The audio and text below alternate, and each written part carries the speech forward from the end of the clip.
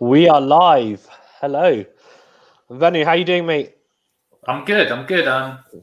Yeah, some good Test match cricket on. We're set for a good match this Test match. So Sri Lanka have actually put a decent first innings score, which is good. And yeah, looking forward to England's reply. Yeah, you happy with the total for Sri Lanka? Then you must be. I thought it was Yeah, a I said decent. yesterday when we reviewed the video, anything over 350 plus, then that's good. But yeah, I'm happy. 400 would have been nice, but can't. Yeah. If you said to any Sri Lankan fan, 381, they'll take it. So yeah. Yeah, 100%. I think Dewara Pereira played really well, really aggressively as well. I thought, like he was taking on pretty much everything. He batted really well at the tail, I think, and that kind of 50 odd that he scored was pretty important, almost as important as Andrew Matthews' 100, to be honest. Yeah, I thought it was incredible. To be fair, yeah. Let's see if we've got. Let's see. Hopefully, some people come in. Usher's here. He goes first. 381 all out. Oh, it's funny. Yeah, so 381 all out though is good. So they've taken early tea, I think. Let's see how it goes. 80, I think. They played a bit longer. Or was it early tea? I'm not sure. No, sorry. I think you're right. Yeah, I think it's a later tea. Sorry, because they knew that the wicket would fall soon because he was going big, wasn't he, with the tail? So that's fair enough. I thought it was good. Anderson sixfer man in Sri Lanka. Yeah, and people saying that he's only bowls well in England conditions. That's kind of put it to rest. But he's 38 and he's getting a sixfer in Sri Lanka. That's incredible, and it shows his commitment. It shows his level of fitness as well. The fact that he can bowl those, in a bowl, his economy is ridiculous as well. So yeah, what fair play to Anderson, and yeah, one of the all-time great bowlers for England, and maybe one of the all-time great pace bowlers. Yeah, number one wicket taker. Number one wicket taker, as my brother has just said. Yeah, number one wicket taker. Yeah, exactly, for England. Fast bowler, yeah. Yeah, 100%. He's going to overtake Anil Kumble, so he's going to be ahead of him Shane Warne and Murali, but he's never going to get to that. But he will definitely get Anil Kumble, and to be a third, in all-time, Test wicket takers, and for a pace bowler as well, that's impressive stuff. So yeah, and it's quite interesting. that Bess or Leach didn't get any wickets. I think it's the first time in Sri Lanka that since 1994 that pace bowlers have taken all the wickets in an innings. Do you remember which team and what duo took all those wickets in Sri Lanka back in 1994? 1994, the year we were born. No, so you're going to tell me. Before we do, hello to Monzahad from Cricket Fan Corners. Come on, saying hello. Welcome to the stream. Go on, Benny. Illuminate me. One of the all-time great Pakistan bowling partnerships. Who do you think? Wasim Akram and Waqar Younis. Yeah, that's what it was. What a great bowlers they duo. were. Yeah, ridiculous. Well, one of the best duos I think of all time. I think they probably got a lot of wickets with that kind of reverse swing that we saw from Mark Wood yesterday, didn't we? So that would be good to see. But do you think it's that the fact that England, all the wickets have been taken by pace bowlers? So current second one, Wood 3, Anderson 6. What does that tell you about Leach and Bess? It tells me that. So I think it's a bit flatter than the first test, this track. But what it tells me is that, unfortunately, like Bess, I don't think he hadn't bowled overs for quite some time. Leach had bowled a little bit, but today he didn't bowl much at all. And what it tells me is that, unfortunately, they don't trust him to get wickets. I think he's seen as someone who will potentially be quite miserly. But apart from that, they don't see him as a wicket-taking option, if I'm being honest. And I'd rather go the seamers in a dusty, flat track like Sri Lanka. So, yeah, that's an interesting one for sure. How do you think Sri Lanka will do opening up? because they've got now They'll go Lakmal for who's come spinners. in. I think they'll go for the spinners. Oh, really? Did they go spinach straight away? Okay. Oh, Lakmal. And the Lakmal maybe as well. No, Yeah. Lakmal and then Ambutinho. Yeah, Lakmal and Victor Fernando. And Bordinho opened up last time. He bowled the first over in both innings, so we'll see. Just looking at the scorecard here, actually. Matthews 110. Digweller batted really well. Yeah, he did as well. Yeah, what do you think of that knock? I thought that was a kind of... He hasn't been playing particularly well in Test cricket. Yeah, especially when Matthews got up quite early on in the day. Someone had to step up. And that was really important innings because Sri Lanka could have folded for 250, 280. And yeah, it's good that they've put on another 100 runs thanks to Dick Weller and also to Pereira's. Not Pereira. Is it Pereira? Yeah, Pereira. Dilwara Yeah. Pereira. Yep. Yeah. Oh, Luckmal's opening up, I think. It's a bit... He's a good bowler, Lakmal. Yeah, he has nice away swingers, actually. He's got really nice... it's very... It doesn't look like it's very straining on the body. It looks pretty effortless. He's not express pace or anything, but he gets that nice movement. So it's interesting to see how he does opening up. Sibley and Crawley have been really suspect as well. So, yeah, it'll be good. Let's see how we go here. What are you thinking, Manu, in terms of Sri Lankan fan? What do you want to restrict England in terms of a total? Under 300 would be good. But realistically, if they got on par, that'd be good.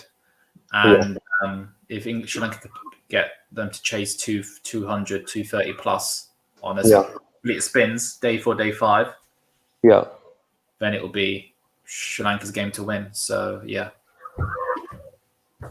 Just annoying that if Sri Lanka got those runs in the first innings in the previous test, different game, but it's good.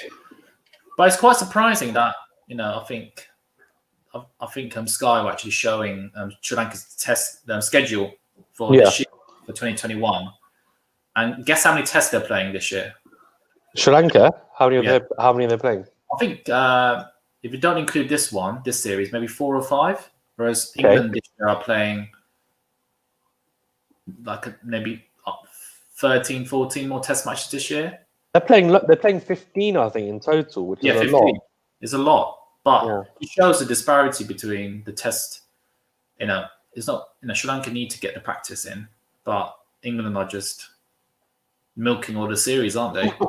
Yeah, interesting. But they were saying they might get burnout, right? And they might do, to be fair, because that's a lot of cricket to play with the T20 World Cup coming up as well. So there were some England fans saying that the scheduling hadn't been done very well. But I don't know. I agree with you that it's probably a good thing in a way, but I don't know whether it might bite them in the backside later on. But they've got enough squad depth, I guess. So they do, but they've got to be really careful because everyone's England media, the English media, and all England fans, they all talk about the Ashes, right? Ashes, and they want Wood fit for that. They want their bowlers fit for that, Archer fit for that. But if they can get Wood is injury prone, so hopefully he can play in the Ashes down under because that'll be a great spectacle to see him and bowl 90 plus there, 90 miles an hour plus there.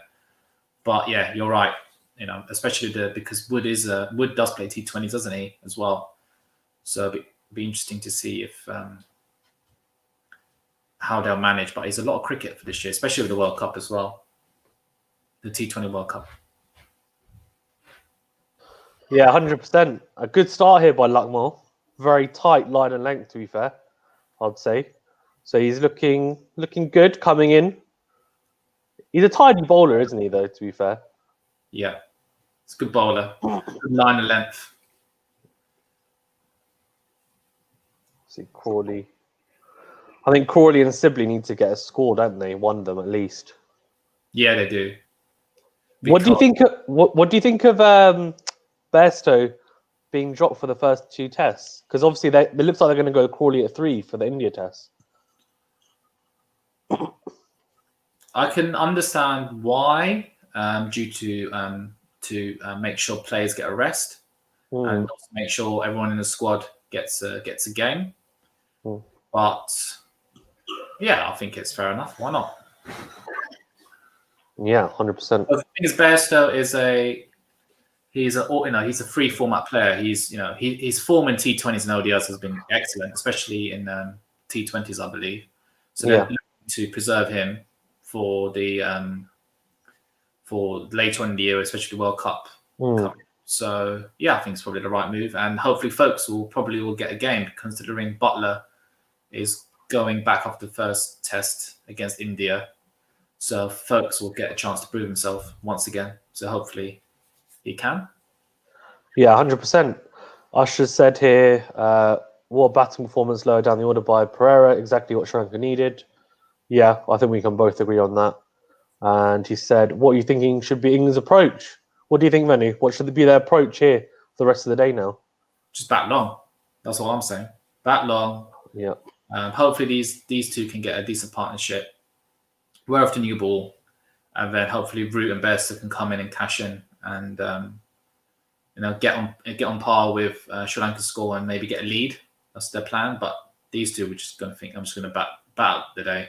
And they can do that, right?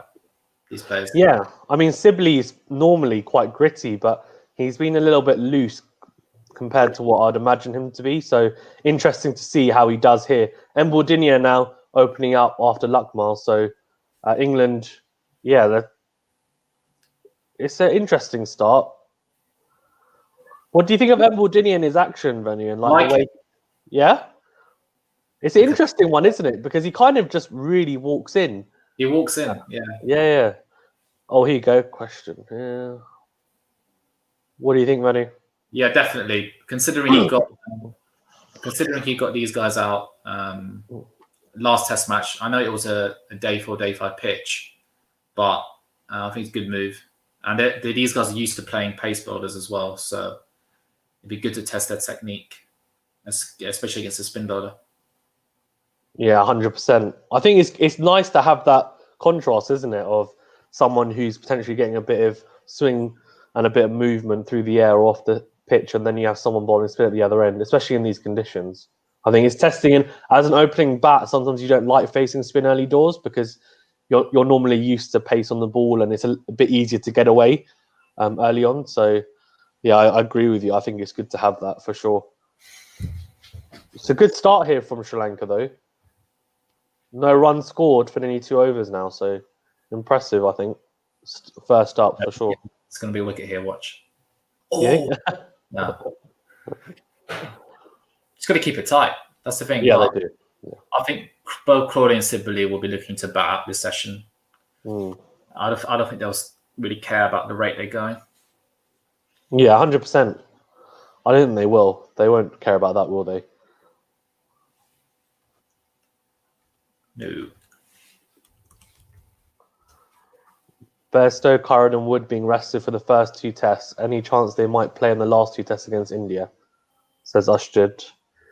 What do you think, Manu? So Butler's going, isn't he? He's going after the first 2 tests. I think he's going home. They're giving him a rest. So I guess Bairstow might potentially come in, but Curran and Wood, I'm not sure they'll bring them in. What do you think, Manu? Interesting. Ball. Sorry. Sorry?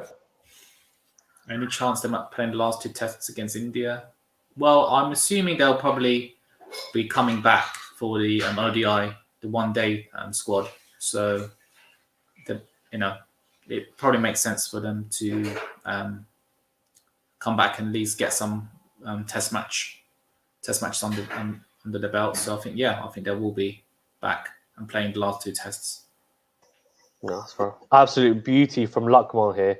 Just got a bit of sea movement away to Crawley, and he nearly tickled it behind to the keeper. This is really quality bowling early doors, I think, from Luckmal and Mbuldinia. Really, really good stuff.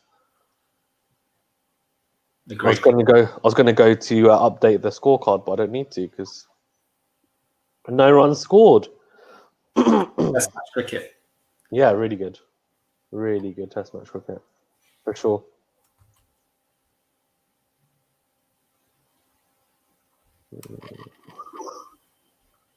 Let's see how we go. Yeah, Luckmore's getting a bit of purchase on here actually. So it seems like he, I guess he bowled in the LPL, didn't he? Which is a bit different, and the pitches will be different. But I think he seems like someone who, well, he is experienced, so he just knows how to bowl in these conditions. So he seems like a good addition, I think. Thing is, before you didn't really have anyone, right? You had Avitha Fernando, and then was it was Shanaka, wasn't it? Was it? As in the last test, and Shanaka's not really he's not a frontline bowler, so you have three spinners because you had Hasaranga, who else? Hasaranga, Ambudinia, and Pereira. Mm-hmm. So yeah, no England spinners got a wicket. How do you see Anderson's performance? Yeah, Venu mentioned that clearly Anderson. Everyone says that he's a flat track bully, but clearly he's not because, well, not a flat track bully. Sorry, he's the opposite of that. He's someone who, in really, I guess, bowler friendly conditions like England, he'll get a bucket load of wickets, but on flat wickets he won't, or wickets in the subcontinent. But he's proven, I guess, in this first innings, anyways, that he can bowl in different conditions. And at 38, Venu rightly said that he's England's leading wicket taker. He's he's the highest fast bowling wicket taker, and he's looking to overtake Anil Kumble as well. So Yeah. he's clearly quality, and maybe he's not as effective outside of England, but he's still effective enough. And I think you're kind of comparing someone who is incredible in England and friendly conditions compared to someone who's still great in other conditions. And what do you think about the spinners, Venu? That they didn't get a single wicket? Yeah, I think it shows the quality of the England spinners. Leach and Best, they're just not that level that Ashwin's at the moment. Because he would have got wickets in this on this track. Nathan Lyon would probably have got wickets as well. It just. I do think England will struggle going to India, especially if going with Leach and Best. And they need Leach and Best to bowl a lot better in India, that's for sure. And also the second innings of his Test match as well, they need to bowl a bit better. But yeah, I'm not sure why that is. They didn't get any wickets. What do you think about that, Fazal? Well, I think it's a lack of trust, so they weren't bowled in vital moments, and also I think Best especially doesn't bowl very threatening lines and lengths. I think he's quite safe in the way he bowls, and it's more he tries to look for the batsman to make mistakes rather than really pressing on, kind of pressing on the pressure points of a batsman. Whereas, who is it? Leach is a bit better, but even then, I think he struggled to kind of get any purchase. It's not. I mean, if you look at Mbodinia, he's getting a bit of turn and bounce there, right? So I think he's bowling a little bit slower than someone like Leach was. I think Leach was bowling a bit too quick potentially on here. So that makes a difference. You need to bowl different speeds and variations on different pitches. Let's have a look. There's been news that Sibley can't play spin. What do you think, Benny? Mbodinia, he's kind of been Mbodinia's bunny, hasn't he, really, lately? Well, we'll see after this innings. We will see. That's true. Let's have a look. Because I think Sibley's quite new in, Crawley's quite new in, and I don't think Sibley has been to the subcontinent and Crawley. So no, they're new, aren't they? They're new to the subcontinent. So give them a chance, and I'm sure they will do well. Yeah, 100%. James Anderson, can I add that I think he is the Roger Federer of cricket. Wouldn't you agree, Fazal? Who is? James Anderson. Really? I think he's a Roger Federer of cricket. The Roger Federer of cricket. That's an interesting one, actually. I don't know. His age, he seems to be getting better with age. I think that could have been said of Federer in part of his career. And yeah, although I think, to be fair to Anderson, I think he's actually got. So he's getting. I think even now he's pretty much at the best he's been. Anderson, as in he's not very far off that, but I think Federer is still competitive, say in tennis, but I think he hasn't been up there for a few years now in terms of top game. But I can see the comparison you're making for sure. In terms of age, they've yeah. And They're both doing quality, right? Like in terms of being able to do it at a high level consistently still, which is really impressive. Let's go to here. You know what? I was actually thinking this today. Like, why didn't Root bowl himself? Because I don't know. Like, realistically, if they're not going to trust Bess, and Root seems to have a little bit of a golden arm at times, then why not? Why doesn't he just trust himself and just bowl a couple of overs? But I guess it looks bad then on Bess, doesn't it? If he gives himself a go and it kind of looks like he's not trusting him. I don't know. What do you think, Rennie? Yeah, I think it's interesting with Best. I think I think England do think he's a work in progress, and I think they're putting in. No, I think they're looking at Best as an investment. They're going to invest in him now, and hopefully becomes good later on in a couple of years. You know, maybe become like a Swan-like bowler, or so I think that's what England are thinking, instead of maybe playing another spinner. So I think that's why they have invested in Bess. Yeah, I agree. I guess it's similar to how Australia are looking at Cameron Green, although I think he's done a bit better than Bess, maybe. But yeah. Let's have a look. Man, this is really good stuff by Sri Lanka early doors. They're not giving them anything.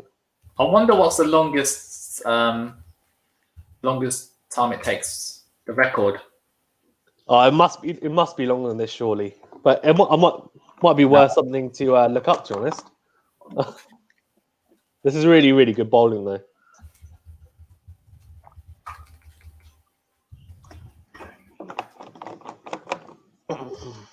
The Sri Lankan coach is enjoying a toasty. That looks burned, man. That looks burned, that toasty. What's he done to it? He's singed that to a crisp. It's like black. Yes. Oh, I think I'm not going to look at the stats anymore. Oh, really? Why? What are the stats? Pujara once took 54 runs, 54 balls to get off the wicket. Get off. Oh, really? Wow.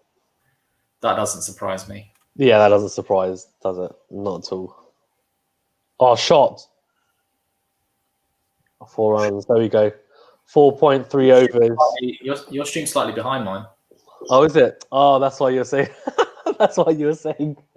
You're like, oh, I'll stop looking now. That's why. Okay, that makes more sense now. It's a good pull shot, though. Yeah, good. By he. Go on. It shows though patience is rewarding, isn't it? Like it is, yeah. Because he just waited. He's been waiting. They've been bowling well, and then eventually a loose ball has to come, and then he just waited for it, and he's latched onto it. So that's good batting. Good, very good batting. Being patient and not getting. Which I think in the last Test match he got impatient with who was it? Mbudini, and then he tried to go over the top, and he didn't bog himself down and say, you know what, I'm just gonna sit and then wait until the time comes. Off the front foot as well, the pull. Good shot. Good shot.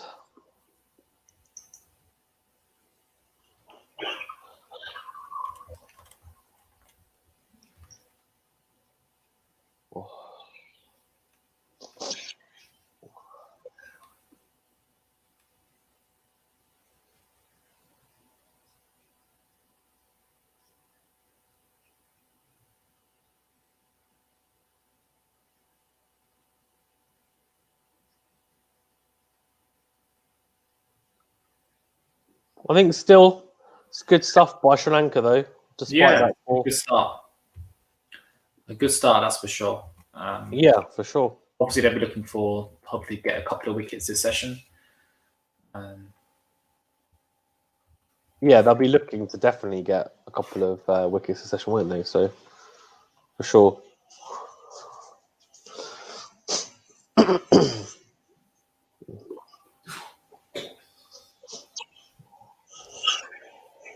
Chandimal, Matthews, Tikwela, yeah. Oh, yes, there's a wicket.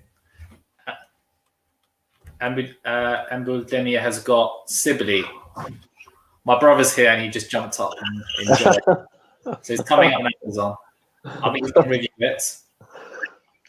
Come on. Yeah, he's reviewing it. That looked plum. So maybe Ashton's right about. Oh yeah, that does look plum.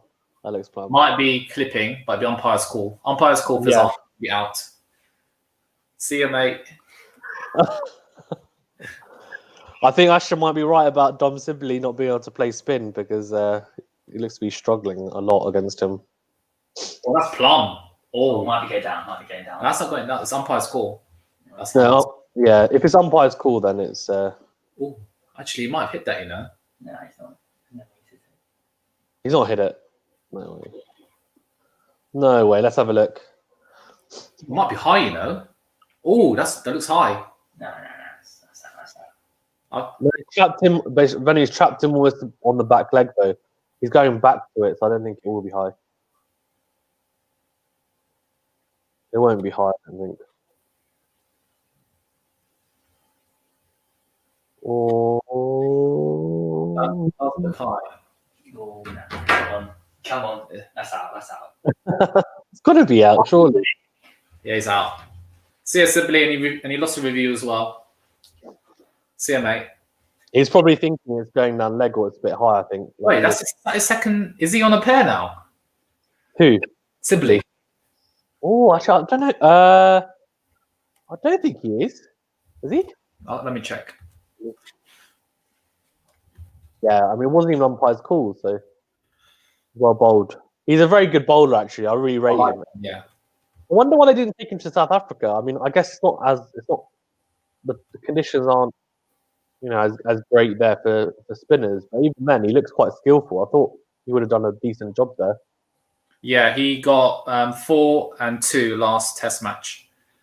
Yeah. So Sibley.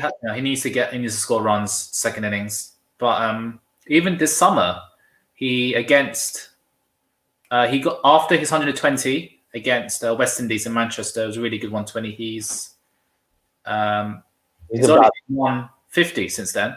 So yeah, bit of some form.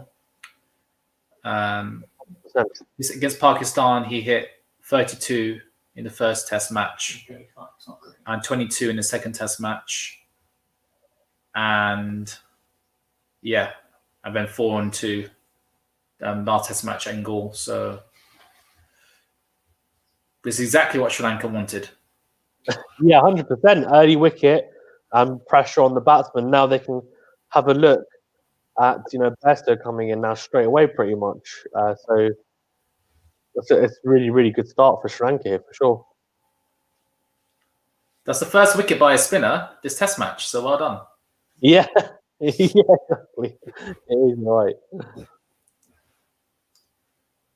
Well bowled. The thing is, I think it just shows the class of spinners. I think Ambudenia will be in England's team if he was English, right? Instead of Bess and yeah, 100%. Yeah, 100%. I'm telling you, if Moyne was fit, as in he'd be in there anyway. I think that's what I'm saying to you. I just think it's because of everything that's going on with, him. Do you think we should do a combined 11 of the two? Combined England. Yeah. Remember we did that before, and then it was pretty much all English. My brother just suggested. He's just. I'll get some input from my brother here. It's quite a good idea. So, of the current players, who would we pick in our 11? Okay. Shall we? Yeah, we can. We can do it. I think we become the new Mendes. Ooh. Well, we got 4 ducks in a row, Ashdad. So it's simply become the new Mendes. Yeah. If we're to do, I think. Yeah, if Sibley starts getting ducks, but to be honest with you, he's in terrible form, so he needs to be careful that he doesn't want to become Mendes. Sorry, there's a good ball coming up. That's right. And Baldini is getting a lot of turn. He is, yeah. In fact, what I'm going to do is I'm going to go out and come back in because I'm getting envy. Huh? I'll still be live, aren't I? Yeah, you'll still be live. All right. No, not of here. I'm going out my Sky Sports stream. Oh, fair enough. Yeah. Just that I'm going to be like, Oh, Did I have to get on the TV? wait, this looks like a day 5. He's making it look like a day 5 pitch. I'm telling you, he's getting a lot. Yeah, Usher's right. He's getting a lot of turn, man. Because thing is, he's bowling around the wicket as well, and so the angle's coming in, but then it's gripping and turning away. Like that's crazy. That's the kind of turn you see from a leg spinner, a right-hander, right? Yeah. Oh, he's bowling well, man. He's bowling quality. Mate, I'm telling everyone, tune in. Tune in. That's what I'm saying. Yes, quality. Absolute quality. Okay, we can do our combined 11 now if you want. So openers venue. Tiramane, that's for sure. Tiramani. What about Karanatane, mate? He's Well, injured. yeah, but I'm talking about but current 11 means if everyone was fit, doesn't it? No, from this series, right? Oh, from the series. Okay, you want combined 11 from the series. Okay, yeah. Then yeah, Tiramane's in there, and probably Pereira. To be honest with you, Crawley and Sibley have been shocking, so that's pretty easy. Well, has Pereira got some runs, didn't he? Last Test match. Yeah, he did. Pereira, yeah. Yeah, okay. Number 3. Number 3, I guess Bairstow, because Mendes and Fernando have not got any runs. So it has to be Bairstow. 4 has to be Joe Root, surely. 5. Although Matthews has been at 4 though. So, but you can put Matthews at 5. And then Lawrence at 6. Lawrence at 6, yeah. And then 7, Dick Weller. And he'd be a wicket keeper. Yep. Yep. And then 8, you can go with Pereira. I'll go Pereira. He just scored runs and he's got wickets. Because Sam Curran hasn't really got any runs. He hasn't got any runs. Yeah. And he's got a couple of wickets. Yeah. 9, you can go with Wood. Yeah, Wood. And then 10, Embaldini. then 11 Anderson. Yeah, that's what I'd do. Sorted. Look at that. That was easy. That was easy. I don't think we've forgotten anyone. Like No. Chandimal. We're probably Oh, just Chandimal. So Venu's gone Tiramani, Pereira, Bairstow, Root, Matthews, Chandimal. Yeah, Chandimal at 6 is a bit low, to be fair. But yeah, Chandimal, he probably has to be in there, actually. Chandimal has got the experience. Yeah. The captain's in there as well. Sorry, Lawrence. Yeah, I agree. Good. I agree, actually, with Ashid. Yeah, Chandimal. And then he's gone Dick Weller, yep. Broad. Really? Who do we go with? We went with Pereira. Oh yeah, I'd think Pereira because considering the conditions as well, like you need an extra spinner, I would say. But Embaldini, Anderson, Wood, yeah, I'm on board with that. I'm on board. This is really tight stuff from Sri Lanka, to be honest. I have to say, this is it's the best possible start, right? All they want is another wicket, really, early doors there. And then bring in the big wicket of get Joe Root. Yeah, you want Joe Root in early doors, right? And then they've just got to be aggressive, though. Thing is, you've got runs on the board now, so there's no excuse for not being aggressive. But they've got to be aggressive with the field and the way they're going to bowl.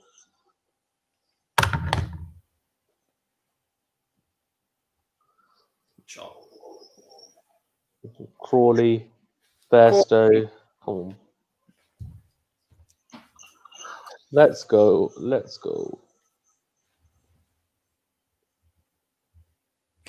One sec. That's right. Luckmore running in.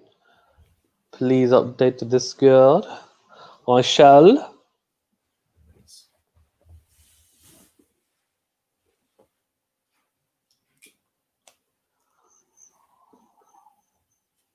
Ashid, you're ahead of us, man, because the run was just scored now. Could you send me the link, Fazan, of the stream so I can send it to people? Yes, I'll send it. It's in the Pace and Bounce group on WhatsApp menu. I've sent it in there.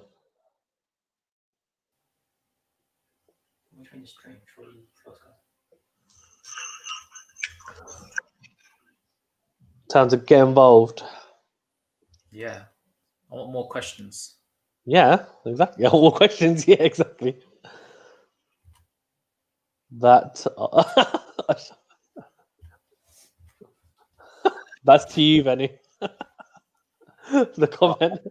Look, What did Asher just say? that ass. Look.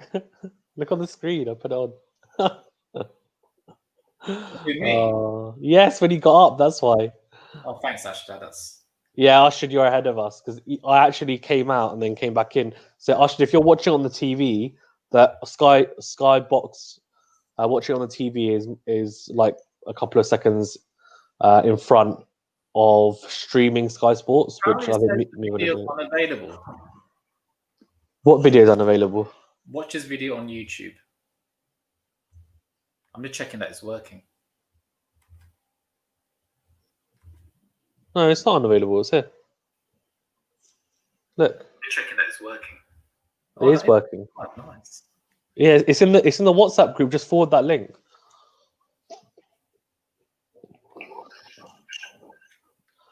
Forward that link, boy. Catch! Oh! Second wicket. Crawley's out. 5 for 2. How am I behind again? Like I refreshed my page. Ambudinia is bowling like Murali right now. This is fantastic. And Woodini is quality, man. All right. He's just absolute quality. Both openers out. Bairstow and Root are looking to rebuild. Oh, thing is, he's just got such great. He got absolutely done there. Thing is, he's just got great variation. Mate, Crawley is getting slapped about, isn't he? Though it's just shocking. Sam Rias even says, "Great to see you guys. Welcome to the stream, Sam. Thank you very much for joining us. What do you guys think of Sri Lanka, man? They're doing some bits here. Mbodinia, as Benny said, looks like Murali at the moment, left arm version of Murali, and he's making the England spinners look really bad because the English spinners were so pedestrian, weren't they? And Zach Crawley and Sibley both gone for low scores once again. They've had a terrible series so far, both openers. Do you think, Benny, they'll be thinking to themselves, like Crawley's not getting runs, should we not have put Bairstow on the squad just in case he can bat through? Because realistically, they're going to go with Burns, Sibley and Crawley. But Burns and Crawley haven't got any runs. And, Sibley and Crawley haven't got any runs. And Burns is coming in cold because he hasn't played anyone, right? So that is true. But I think England's policy is to rest their multi-format players, and Bairstow is one of them. So yeah, okay. I think they need to. Yeah, I agree. Rest. Yeah, that makes sense. Rest. I should say. Yeah, I mean he'll be playing all the ODIs and T20s against India, won't he? I guess. So England spinners 0 out of 10 wickets. Sri Lanka spinners 2 out of 2 wickets. Yeah, that's very true. Actually, played on the back foot there. Who? Crawley. The way he got so out there. He played the wrong line. He could have gone back to it, yeah, but you need to get back and across. The issue is that if you go back, then the LBW comes into play. So that was quite full. That's a really, really good length to bowl for a spinner. That's perfect. Because what it makes you think is, even when I'm watching, I'm thinking, should I go back? Should I go forward? I think he could go back, but he needs to be really solid. He needs to be really solid there, because you can get trapped LBW quite easily, or even then he could have still got the outside edge. Just very, very well bowled, I think, to be honest. And he's got very good variation. Yeah, I think, and Woodini as well. Let's have a look. What's good? I think how Root plays this. So Root is going to play back foot mostly. I'm going to tell you, because at the start of the innings, that's how he'll do. He'll play back foot to the ball, just like he did in that 200. Because then Woodini gets quite a bit of bounce as well, right? So unless it's really full like that, he got lucky there with that. Then, yeah.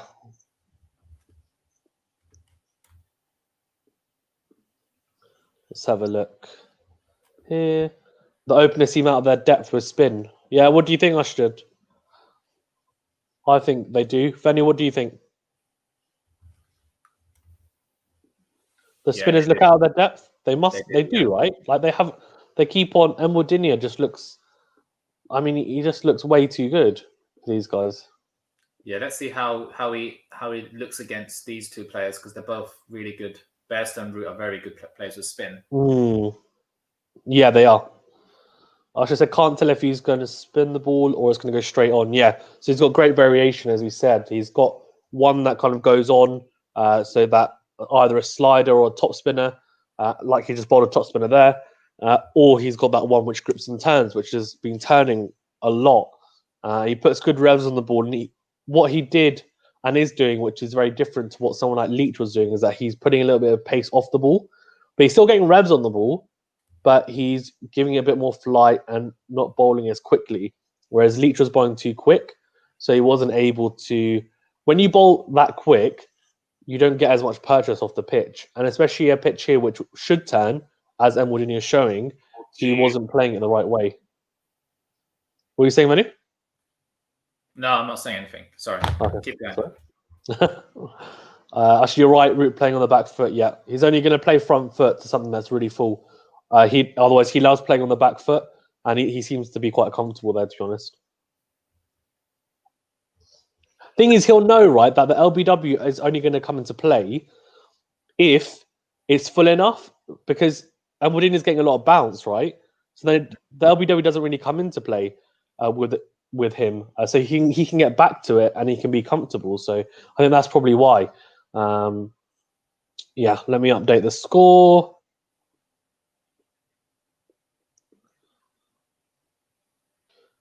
What do you think, Manu? Can Sri Lanka get another wicket here? I mean, if they do, that would be huge, right? Yeah, of course they can. Yes, definitely. And if they, Root and Bairstow are, they get some good runs last Test match, and if they can get one of these guys out, especially Root, yeah, they'll be in a driving seat of this Test match. 100%, man, 100%. This is a really, really good start by Sri Lanka. Like, I can't stress enough how good the start is. Just frustrating that it just puts in their first innings performance in the first Test match into perspective, doesn't it? If they got another 200 runs, 150, or even 100 runs that first innings. And it's funny that everyone was saying, "Oh, how poor, shocking Sri Lanka were, how shocking Sri Lanka were," and people. That's what one innings can do, right? Like it makes a massive difference in a Test match. So you got to be. I think you got to play well for those two innings or put on a decent score. Or that first innings, they need to have done a really, really good job in that second innings. Let's see here. The big difference between India and Sri Lanka is that India won't open with spin, so the openers can settle in. Well, yeah, that's a good point. But after today, surely they're gonna if Crawley and Sibley are opening, surely spinner on. Surely India will think. But the issue, though, I think, is that they don't have. So they're not going to open up with Jadeja, right? So the only person they'd open up with is maybe Ashwin. Yeah. But the issue is that he bowls into the right-hander, which is a bit different to Embledini, who's quite because he's bowling away from the right-hander. I feel like that's that's very, very dangerous opening up. So I don't think they have the ability to do it because Jadeja will bowl too quick. I thought, I think Jadeja is. I think he's injured for that. I think he's out that whole series. Yeah, and he's injured. Sorry, yeah. So at the end of the day, they don't have anyone really who can do that. So Usher goes, Jadeja's injured. Yep. And when he just said that for sure, they've picked Axar Patel, who is like for Jadeja. Yeah. So I mean, if he's like for Jadeja and he's going to bowl quick darts that like Jadeja, then I think. They're not going to open up with him, right? I'm thinking is they're going to go with Bumrah and probably Ishant Sharma to open up, or Mohammad Shamis, because they're used to bowling in those conditions, and I don't think they'll open up with the spinner. Sri Lanka have gone a bit left field here, but it's worked for them for sure, and they're making it work. And Embledini just seems class, to be honest with you.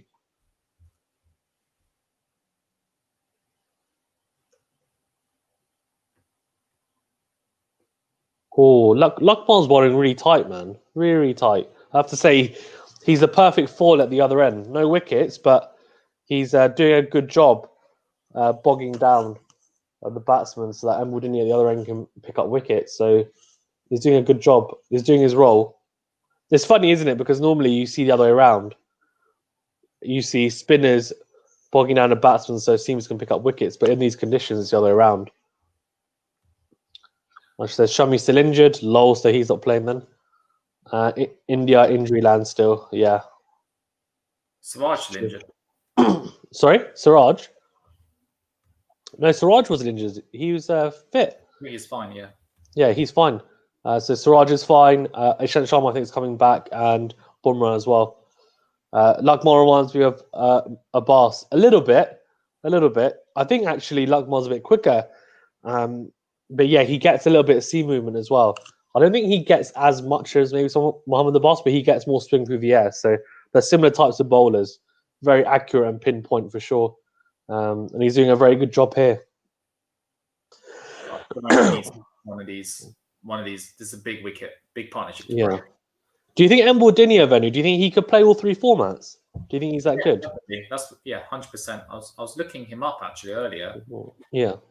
He hasn't played ODIs or T20s for Sri Lanka, but I think he has a chance to.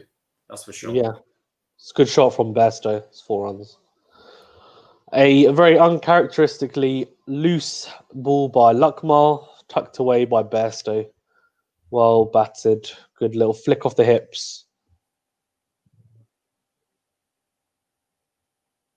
Update the scorecard. Do you think that England think about changing their opening pair come India? Well, they'll have to. Well, they are going to, aren't they? Because Burns is coming back. But they'll stick with Burns and Sibley, and then Crawley at 3. I think that's what they'll do. If it doesn't work for the first test, though, I think they may have to look at it. Because it's 4 tests. It's a 4-test match series, isn't it? So, I mean, they're going to have to look at it. How about bringing Jennings back? They won't bring him back though, like that, like straight away. If that makes sense. As soon as these two came to the crease, England started to score runs. Yep, they have. Joe averages 72.45 against spin in Sri Lanka. Wow, that 200 would have helped. But yeah, I agree with you. I mean, he's a quality player of spin, Joe Root. That's ridiculous. To be honest with you, right? Surely they should. Benny, what do you think? If they know that Joe Root's playing well against spin, and Woodin is getting purchased, right? But do you think then they should say, okay, let's bring on Avita Fernando for a couple of overs to Joe Root early doors? Yeah, I think they could do that, but Mbordini is bowling well at the moment. So it's a class shot though. As soon as he said he's bowling well, he just got swept like hell. That's a great sweep. Joe Root is a master of the sweep, to be fair. That's a great sweep. The thing about you can already tell the difference between how Joe Root plays differently to Sibley and Crawley. Yeah. He's looking to be proactive against the spinners, right? Yeah. So, he just hit a lovely sweep and we just knocked it for a single. Easy. Yeah. Whereas that's the thing, he's quality. A lot more straighter. Yeah. Yeah. Thing is, right, they don't want to get into a position now, Sri Lanka, where these guys start getting comfortable. So they need to find a way to make them work for their runs, I guess.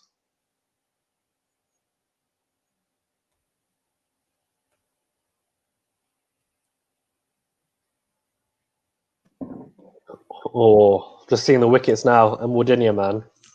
Quality. Absolute quality. Thing is, Pereira, right? I mean, he needs to bowl better this test match because I was a bit disappointed with him in the last one. I thought he was too straight.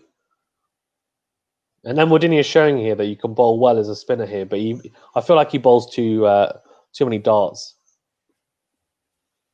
It just shows the class between. You just see how Bairstow and Root play here. Yeah. You think it's a different game when Sibley and Crawley were batting. Yeah. I think you made a really good point, Venu, as well, that Sibley and Crawley, right, they're very inexperienced. They haven't really played in the subcontinent. I think for England, this is their first time playing in the subcontinent. So the experience shows because Bairstow and Root have had a number of tours here now. So, as in India or Sri Lanka or even Bangladesh, it might be, or Pakistan or wherever. So, or the UAE even. So I think that definitely makes a big difference because they've got that experience in the bag. Whereas Sibley and Crawley, I mean, it's their first time, and it's one thing facing it in the nets and having match practice kind of before a match and having those into team games, etc. But it's a completely different thing out there, right? When you're facing someone like Embledini who's getting that type of purchase, who's bowled on these pitches since he was born, basically, then it's a different ball game. So I think you make a very good point, and that's why I think Root and Bairstow look a lot more comfortable here, just because of it's just practice, right? Yeah, I think For Bairstow sure. will get a game in India. I'll be Yeah. interested. Why can't you just if England lost, their openers are struggling, why not put Bairstow to open? But Venny, is Bairstow really an opener in Test cricket, Venny? Well, just put him in the team. Why not? I'm actually still not. Even though he scored runs, I'm not sold on him as a Test player. Still, I'm still not completely sold on him. Well, let's give him some credit, right? In Yeah, the last innings, he basically came in as an opener because there was Yeah. early cricket and he did well. Yeah. He did run out his captain, but I thought he batted quite well, and I think Bairstow's making a good case for himself. I think Bairstow's one of those players that he seems to perform when he knows that he has to perform. That makes sense. Yeah. So he's doing well. No, I agree. I think he definitely does well when he's under pressure and he needs to score runs. But I think in subcontinent conditions where he's going to be facing a lot of spin, like fine. But the one thing I'd say about him is I actually think technically, in terms of facing a seam attack where they're going to have quite a bit of movement off a seam and swing, he doesn't. Technically, I don't think he has the defensive capabilities to face that anymore, and that's why he struggles in England. But we'll see. In this innings, he's basically an opener too. Yeah, he is.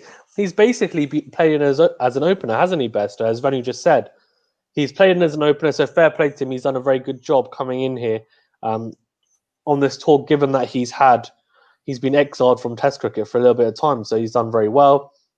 Bairstow performing under pressure, just like the Crick Pod said. Remember, for something. Yep. That ball swung a mile by Fernando just there. But yeah, Bairstow, I agree. Performing under pressure, and as the Cricket Pod said, you just need to drop him and basically annoy the hell out of him, and then he'll get runs. But don't make him too comfortable. So Fernando is on, which is good because I think they need to bring him on for Root. They've done that, which is I'm happy. They've heard me. He seems to be getting quite a bit of swing movement, but it's all through the hand, which is not ideal. You don't want that from the hand. You want it really. You want that late swing.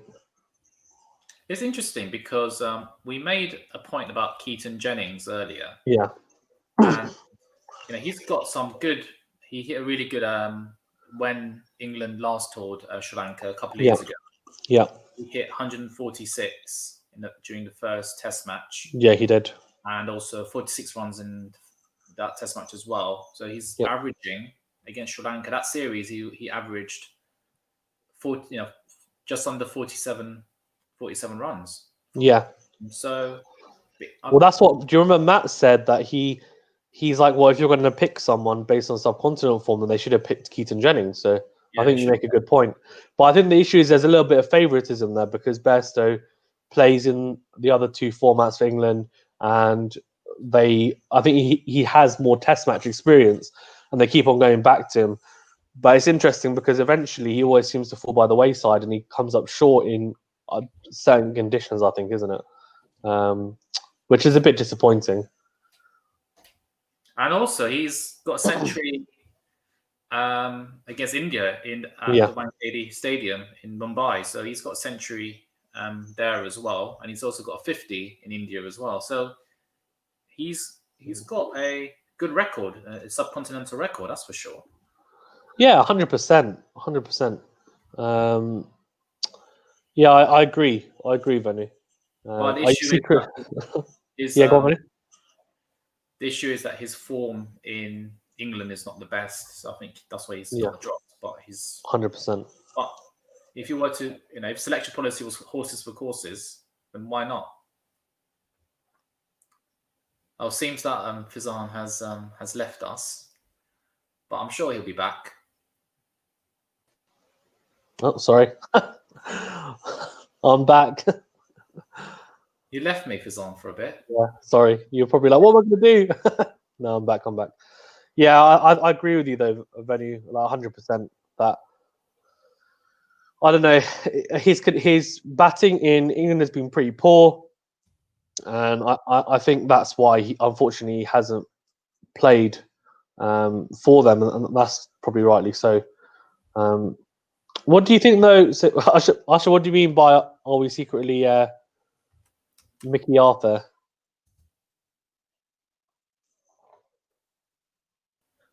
Let me know.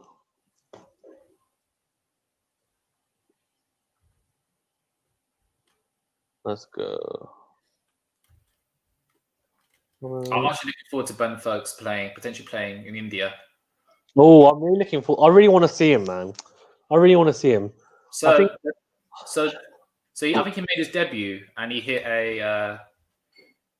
in goal a couple of years ago. And he hit 100 in his first innings. And Yeah. in that series, he scored 277 runs, an average of just under 70. Yeah. Ridiculous player, and 8 catches and 2 stumpings behind the wicket. I'm just confused why he isn't playing. Yeah. It's disappointing, isn't it? It really is. It's disappointing. I think it's just disappointing that Ben Foakes hasn't been given a chance because, like, I don't know, man. He hasn't really done anything wrong, so it's just it's one of those things that I just think to myself, what does he need to do? Asha says Imran Nazir says since Afridi and I left the team, Sharjeel is the only player to come through as genuine power hitter for Pakistan.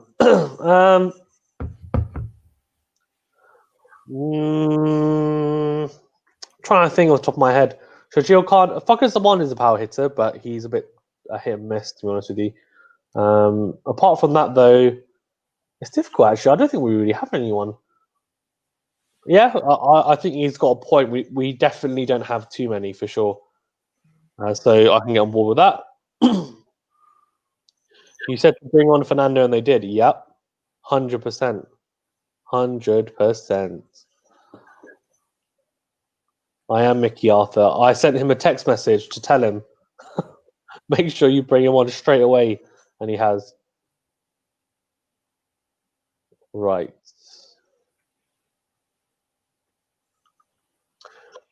And Woodini is putting in the hard yards, man, isn't he?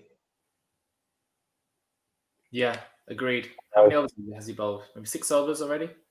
Yeah, already. It's not bad. Go. How many do you give him, Venu, until you think if he continues to bowl but doesn't get another wicket? How many do you give him before you say, you know what, let's go with someone else? Maybe another 5 overs. Okay. 5 overs, I reckon. Okay. He's bowling well. Maybe could get Pereira bowling some spin. Yep. Maybe swap, see how he does. Yeah, I agree. And then have pace on one end and then spin on the other end. That's what I'll do. Yep. I totally agree with you. And then maybe have pace on both ends for a while and then bring a spinner on because they may get used to playing spin, Bairstow and Root just to vary up a bit. Gotta love the John footage. The what? John operator has been having a field day this series. Yeah, for sure, man. God. Sri Lanka looks beautiful though, doesn't it? When they show the it's a lovely country. I think I saw a test match when I went a few years ago with my dad for the first time. Yeah. Zimbabwe against Sri Lanka in Colombo. It was free entry, the hard anyone there, but saw a test match with Sri Lanka, so I'm happy. Yeah. Tell people that are watching a little bit about Sri Lanka, like very briefly. So Sri Lanka, yes, as you can tell by the jump footage, it's sometimes called the teardrop of the Indian Ocean. I think I heard Alistair Cook on the radio saying it's one of his favourite tours to go on because such a lovely country, nice people, nice hospitality, and it's not as busy as India. So I think you made a good point there. Yeah, lovely country, beautiful scenery, great food. When I went with my dad, I ate so much. It was so much good food, and yeah, just a great country. Elephants, wildlife, beaches, you name it. I Yeah, recommend going, that's for sure. yeah. There's I think I've forgotten the place in Sri Lanka that's it's become like a honeymoon destination. It's quite a big honeymoon destination now. Oh, I forgot what it's called.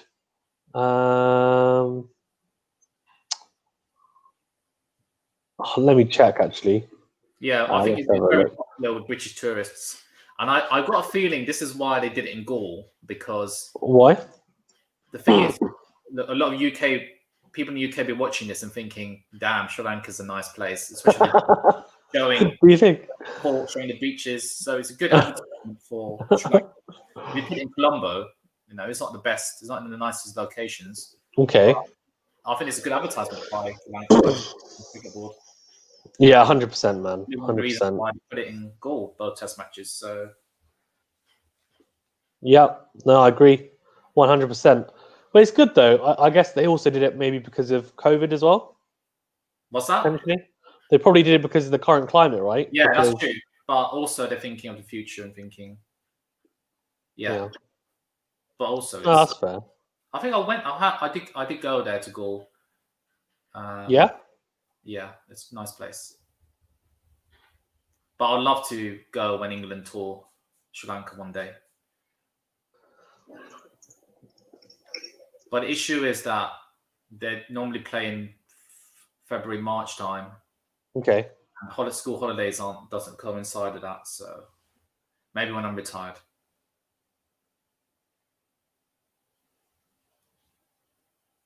You're on mute. You can see it's so hot, right, in Sri Lanka at the moment. Yeah. And Sardinia is like sweating like hell. I don't know So how these guys do it, because I remember when I went with my dad a few years ago, like we'll do everything like in the morning and in the evening, but you wouldn't go out like in the middle of the day when the sun's at the highest point. No, it was crazy. And it's a different kind of heat. And it's like a humid as well. So yeah, I don't know how these guys do it. Very impressive in terms of fitness and concentration. Yeah, that run out, they're showing that run out between Bester and Root. That was a shocker, wasn't it? Village, wasn't it? Last test match. Oh, man. Flipping it. Usher goes. Fernando consistently bowling 83 to 84 miles per hour. Yeah, although to be fair, Ashton, Anderson was bowling like 85, 86, I saw in the first innings. Not consistently, but yeah. That's one of those things, isn't it? Like, pace is not everything, unfortunately. I'll be back. Just bear with me. Yeah, that's one.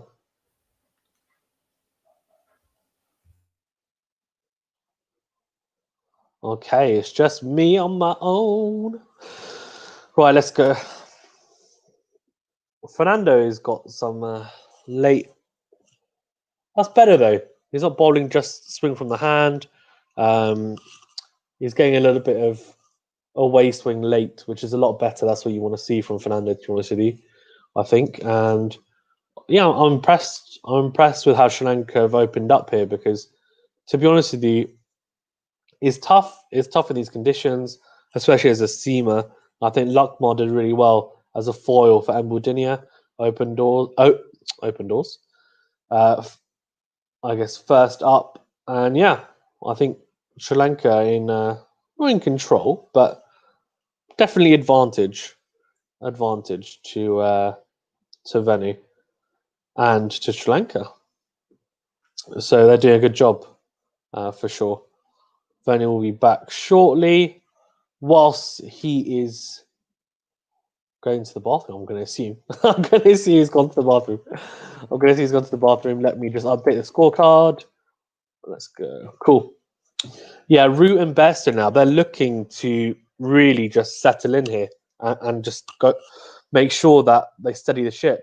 And Root on 10 for 21, he just plays spins so well. There was a stat that we said earlier that he averages 75 against spin in Sri Lanka.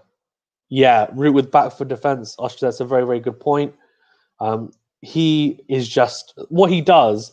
The thing is, right, if you're going to play back foot, you've got to be really, really careful to a spinner because, especially, there's some deliveries that usually you would play, right? You'd play front foot, but he won't. So if you see, there's two deliveries are just showing, right?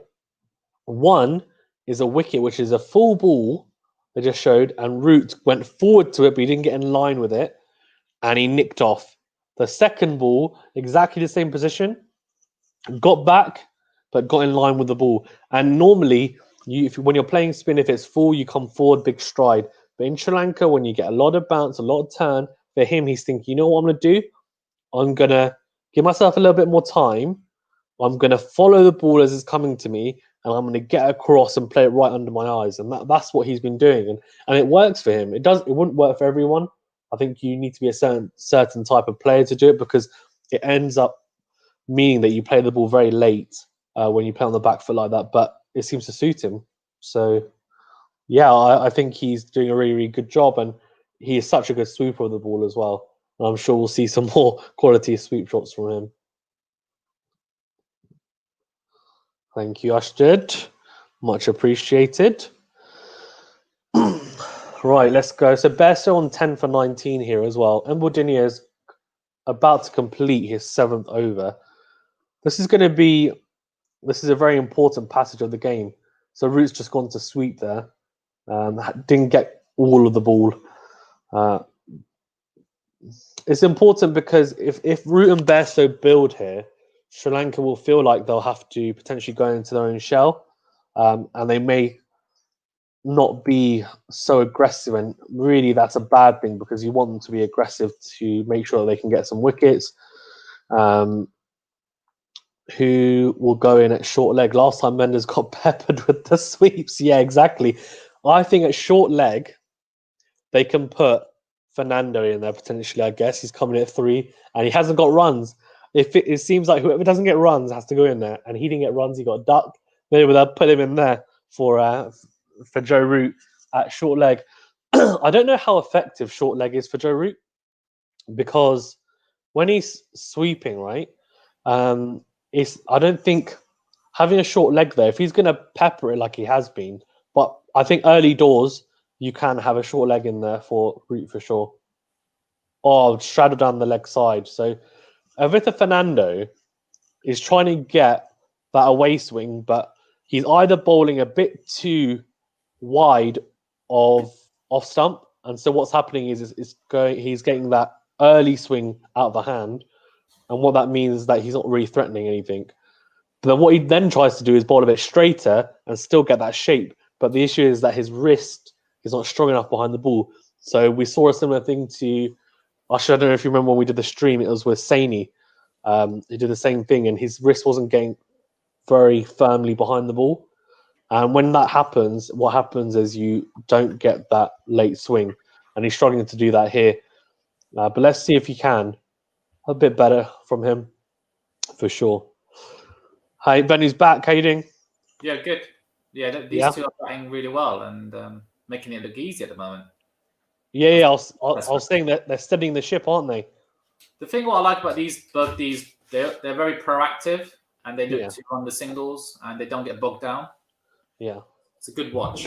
That's for sure. Yeah, it is for sure. I think it's very, very good. I'm really impressed actually with Root. So I went through Root's back foot defense and how most players will come forward, but he goes back to it, right? On full balls, most players will come forward. That's what you're taught. But what he's doing, because it's in the subcontinent and he's more confident going back, he plays it a lot later under his eyes, but he gets across and he follows the ball, and it works for him. So he ends up playing it late and it kind of cuts out any potential of an outside edge, which Embledinha got him with actually in the first innings, where he, I think, came forward to the ball. So, yeah, Bairstow is looking good as well. Both these players, good players of spin. So impressive stuff from both of them, I think. Really, really good for sure.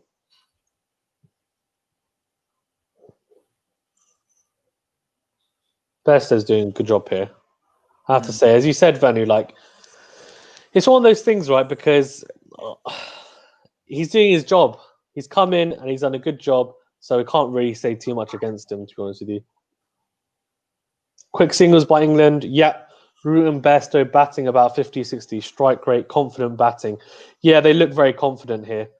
Victor Fernando doesn't look too, I think, threatening, unfortunately. I thought he'd do a little bit better against Joe Root, but the conditions aren't suited really for him, and I think he's going to have to be creative here if he wants to get a wicket. I think, it looks like the way they're going to go wicket is by Root or Bairstow to make a mistake, really. Yeah. So full toss there by Fernando, which is not great. I mean, there's already 6 off this over, which they won't be happy with. It's not ideal for them. So, but they're doing a good job, Root here in Bairstow. After some quick wickets early doors, they are setting the ship, which England would have wanted. I think Sri Lanka. What do you think they should do here, Venu? Now, this is a passage of the game where it looks like they're starting to get comfortable. What would you do after this over from Fernando? What do you think they should go to? Matthews, get Matthews into bowl. Matthews. Well, he's not fit enough to bowl. He's in as a specialist batsman.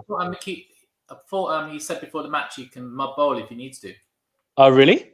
Mm-hmm. Ooh, that's not a bad shout. If he is actually fit enough to bowl, I would definitely bring him on because he's got experience. He's got a bit of variation as well. Why not bring him on for a couple of overs? I agree with you from one end.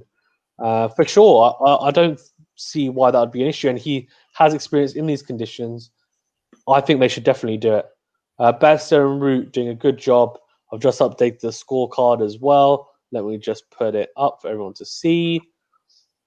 Yeah, so they've got Dan Lawrence and Butler in next. I mean, Venu, if they can get one of these guys out, right, then what makes a good day for Sri Lanka here? Because they've got a decent score.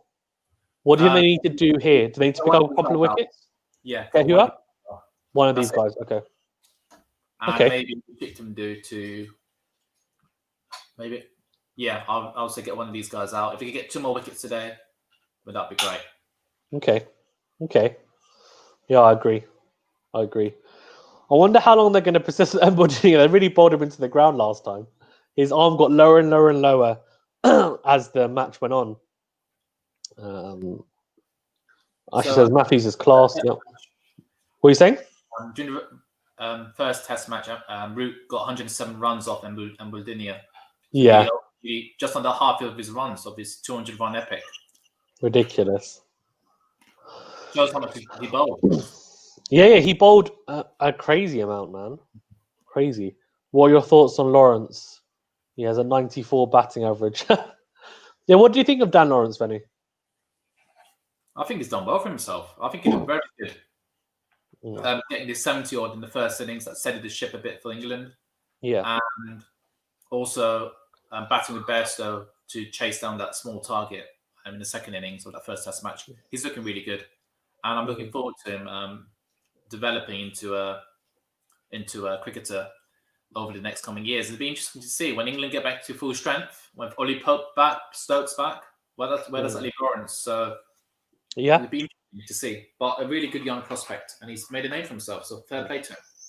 Yeah, 100%. And Dan Lawrence, to be fair to him, he seems like he's a bit of a flair player, doesn't he? He reminds me obviously I don't want to draw comparisons, but a little bit of Kevin Peters in the way he plays. Like, it's a little bit unconventional. It's not the traditional way of playing, but he's got very good hand-to-eye coordination. He seems to be solid.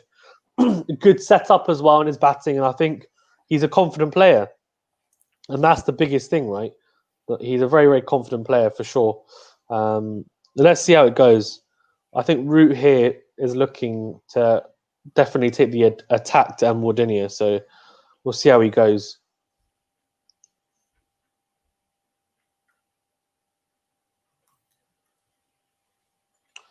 Embodini. I love that name actually as well.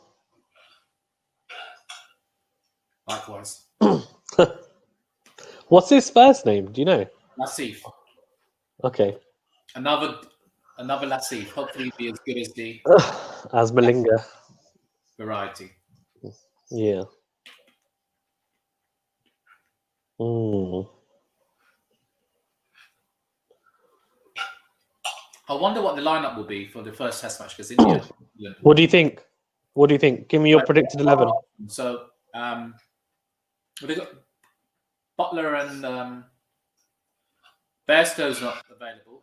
Curran's and Wood's not available. Yeah, that's And right.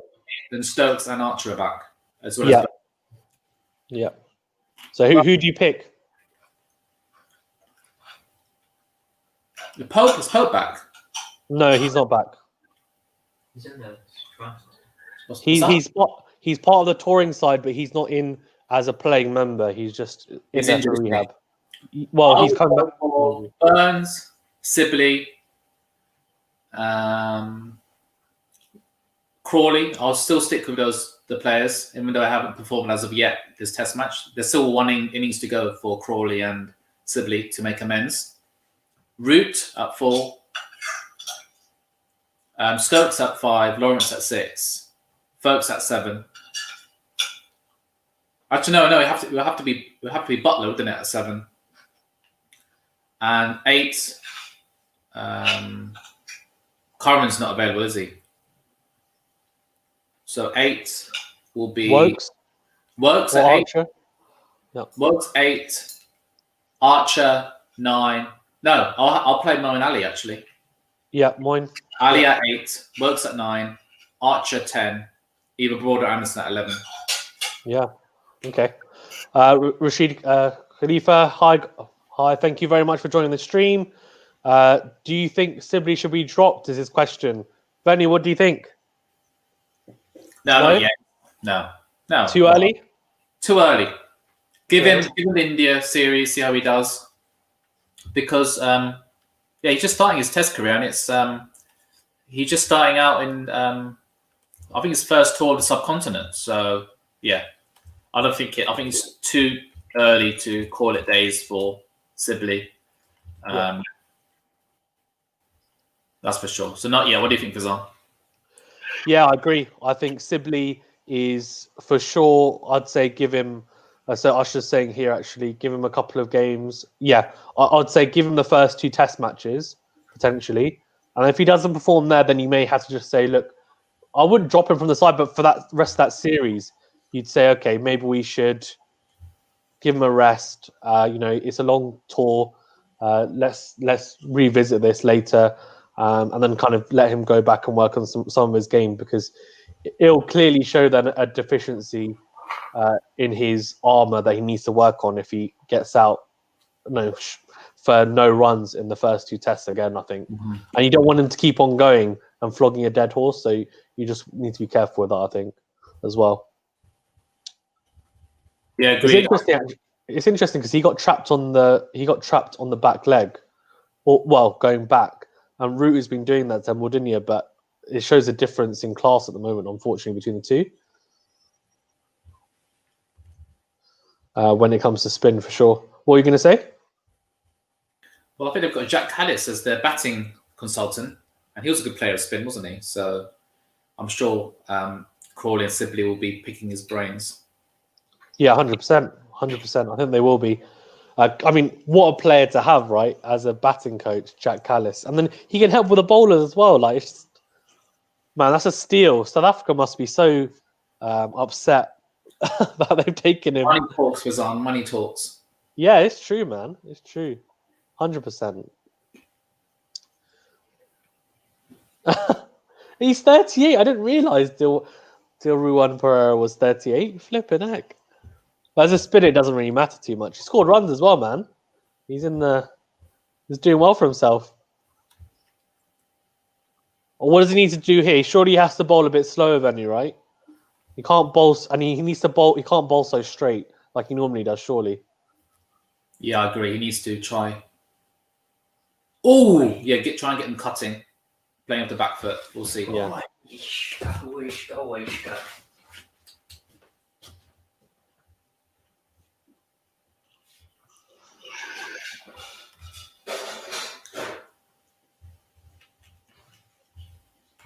Oh, Pereira. Ooh, you're looking. Oh, interesting. I can't believe Bairstow's trying to play a wide ball by Pereira. Shocking. Pereira's, I think, like 10 days older. Like, how many? 7 days older than Anderson? Anderson. Okay. So I think he's the oldest player on the pitch, I think. Oh! He's bowling well here. Yeah, he is. He's trying to bowl. He's trying to, what's the word? Entice Bairstow into a false shot, which is good because normally he bowls too straight and then Bairstow would just tuck him away. And he just milk him. So I think he's doing a good job here. Oh, well bowled. He's bowling very well here, actually. I agree with you, Manny. Yeah, let's see if another 38-year-old can make an impact on this test match. Yeah, for sure. Anderson did a really good job. Let's see if Anderson can. Let's see. He's getting drift. Yep, he is getting drift for sure. Usher, he is. Oh, well bowled. Well bowled. This is a good over. So this is a very good over. A bamboozling Bairstow. Yep. Sharp turn by Pereira. Yeah. Because he's giving it more flight. That's why. Before he was bowling too flat and dart-like, and he doesn't need to. He needs to let the pitch do the talking for him. A question being asked by Pereira every ball. Yep, I agree. It's a very, very good over so far. That I think Sri Lanka as a whole, as a unit, have bowled very well here in this first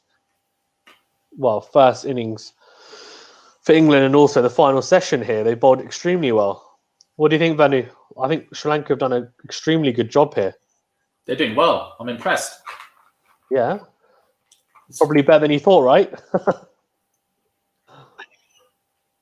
Oh, he's back to Wade. It's frustrating that they only, they're not playing as near as many tests as England this year, and just think, there's some players there that can really, really develop if they play more tests. Just a shame, isn't it? Yeah. Best over this innings. Ooh. What about Mbaldinia's innings? For the wicket, surely. Sanga's commentary. Has Sanga's commentary been good, Vanu? You've been listening? Yeah? Has he said anything interesting? But no, when Sangakkara is talking, yeah, we must give him 100% attention. Why must we give him 100% attention? Because that's rude. We must listen to what he has to say. So I'm just listening. You're just listening, okay. That's fine. You listen to Sangakkara. Yeah, his commentary is quality, actually. He's really good. Him and Jay Wardner have been really good, I thought, so far in this test match. And I think Sangakkara is actually in Gaul, isn't he? But he's in his little villa that he's got. He is, yeah. Just next to the ground. Exactly. So, I mean, he proves really, really. Oh, who is it actually? They asked Jay Wardner. They said to him, "Where do you rank Matthews in terms of, how good he is? Is he as good as Sangakkara and yourself and Aravinda Silva?" I was like, "How can you put him on the spot?" And he basically said, "No, surely you and Sanga are the top elite, but does Aravinda Silva even get in there?" And Jay Wardner was like, "Yeah, I think we actually see Aravinda Silva as better than me and Sanga." Because that's how good he was at the time. And he said, but Matthews is definitely up there. And I was like, that's such a stupid question to ask him because you just put him on the spot for no reason. Mendes, coming on to bowl on his debut. Oh, Mendes, come on. He's getting a bit of turn as well, man. He's a much better bat than bowler. So let's see how he goes. Yeah. But that first delivery looks all right. Let's see here. In 2019, what's the difference between Joe Root? Okay. That's very, very interesting. Oh, Cash is in the house, Manu. English spinners are up to it. Sri Lanka's showing them off at the moment. Yeah, what do you think, Manu? Just what Kashif just said.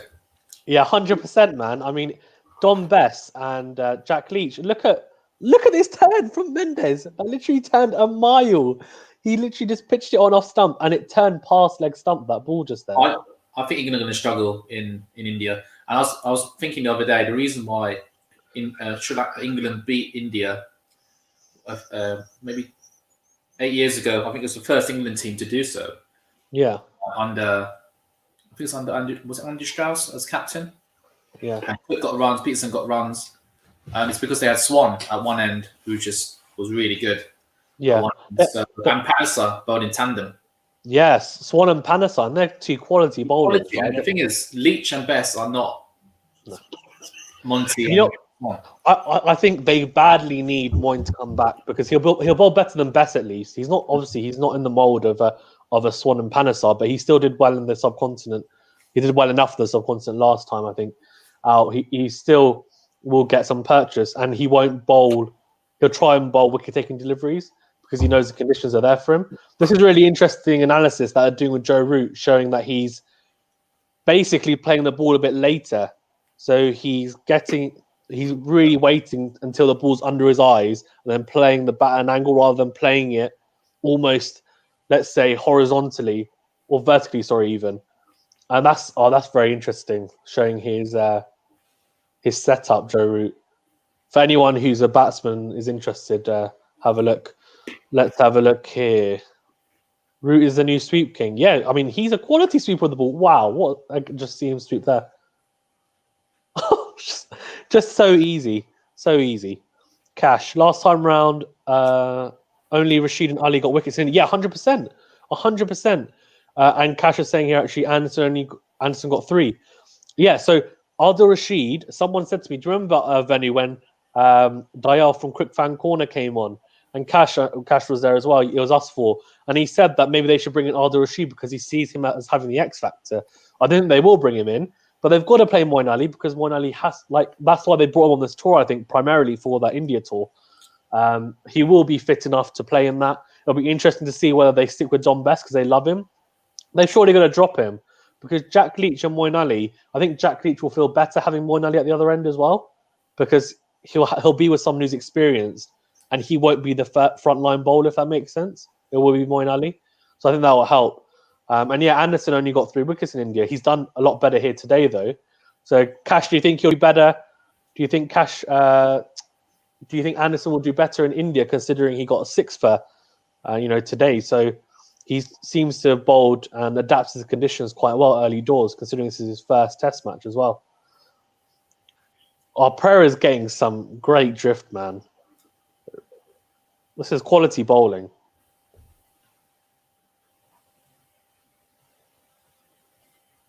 Let me just update it. Anderson got 3. What do you think, Benny? Do you think the spinners are key then? They must be key for India, right? Yeah, 100%. Just as important as the pace bowlers, that's for sure. If not more so, right? Yeah, 100%. But do you think Anderson can do better in the conditions in India, considering how well he's bowled today? Surely, do you think, well, the conditions are slightly different, that maybe he won't be as effective there? No, I think there'll be some flat pitches, and I think today he's proven that he can actually bowl well on flat pitches. But it'd be interesting to see if he can, repeat what he did today and yesterday. Yeah, agreed. Oh, great sweep from Bairstow there. I should just saying about Root, but Bairstow's definitely sweeping very well as well. Both these players, great players to spin. Cash says, maybe I'll be more interested to see how Archer does, to be honest. That's a good point. I think Archer will do pretty well in India, right? Because he's got the pace factor. He'll get a bit of seam movement as well. Wood showed that you can bowl quite well here if you really put your back into it. I'm looking forward to Archer bowling short shots to Pujara, and Pujara just not playing. And Pujara just getting hit, for no reason.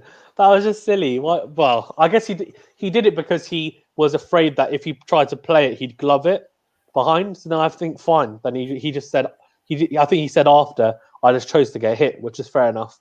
But I just think as someone who's as experienced as him, he's got the ability to just get over the ball and play it, or just weave out the way. I don't know, but yeah, I think Archer definitely will. Also, do you think Nasser Hussain made a really good point about Archer? He said the issue with England is that they use him early doors of the new ball, and then they try to use him as an enforcer. And so by the end of the day, he's already bowled 30 overs.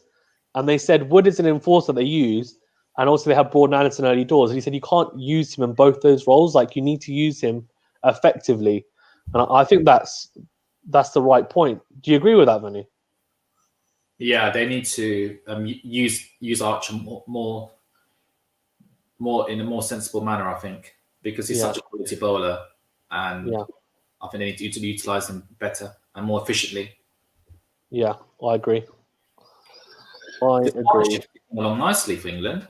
Yeah, this is no time. This is a really important passage of play, I think, for sure.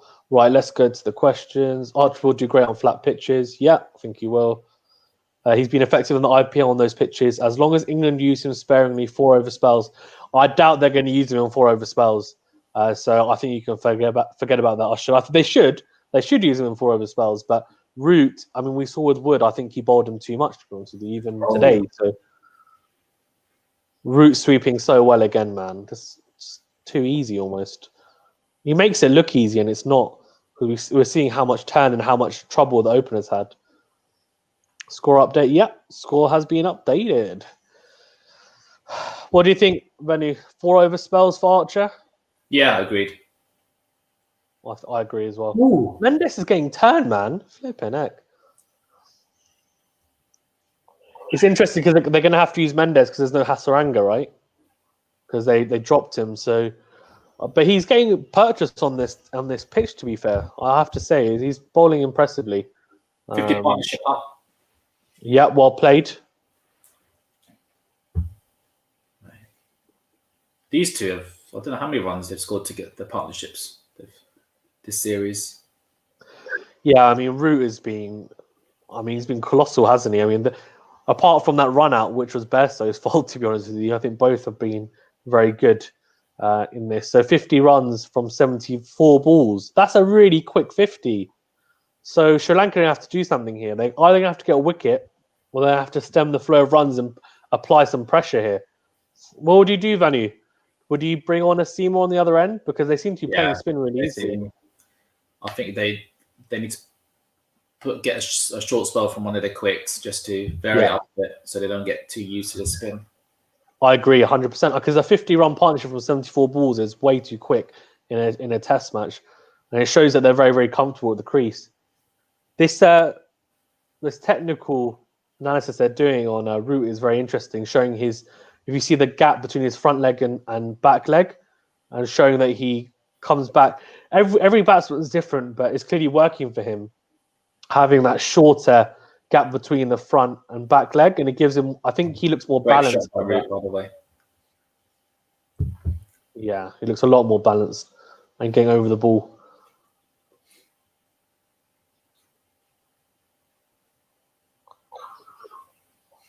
Yeah. 12 off this over already. Flipping heck. They've got to take Mendes off reverse swept. So when Root starts reverse sweeping you, you know that 1, he's in really good nick, and 2, the bowler needs to come off because he doesn't reverse sweep that often. Does change quality. Sorry? When he reverse sweeps, does he change his grip on his bat? Yeah, you're going to lefty. Oh, I see. That makes sense. Yeah. Let's have a look here. Let's see. Cash says, unfair that Bairstow is being considered. Well, he's being dropped considering his record against spin. Worth giving inexperienced a chance. What do you think, Benny? Do you think it's unfair that he's dropped in the first 2 tests for India? I think it's unfair. He's made a case for himself this series. I don't think has he been dropped? I'm not sure if he's been dropped or if it's been a selection. Make sure he's rested because he's a multi-format player. I reckon Bairstow will get a test in India, but it'd be very difficult to fit him in when Stokes is back. Maybe Folkes is in the team. It'd be interesting to see, but yeah, Bairstow loves playing the spin, doesn't he? That's a good point. Yeah, 100%. He loves playing spin. He really does, and I think he's showing improving his worth against spin here for sure. So, right, I've got a few comments here. Let's see here. What has been the difference between Best and Sri Lankan spinners? Venu, do you want to tell me what's been the difference between the two? I just think Best is just.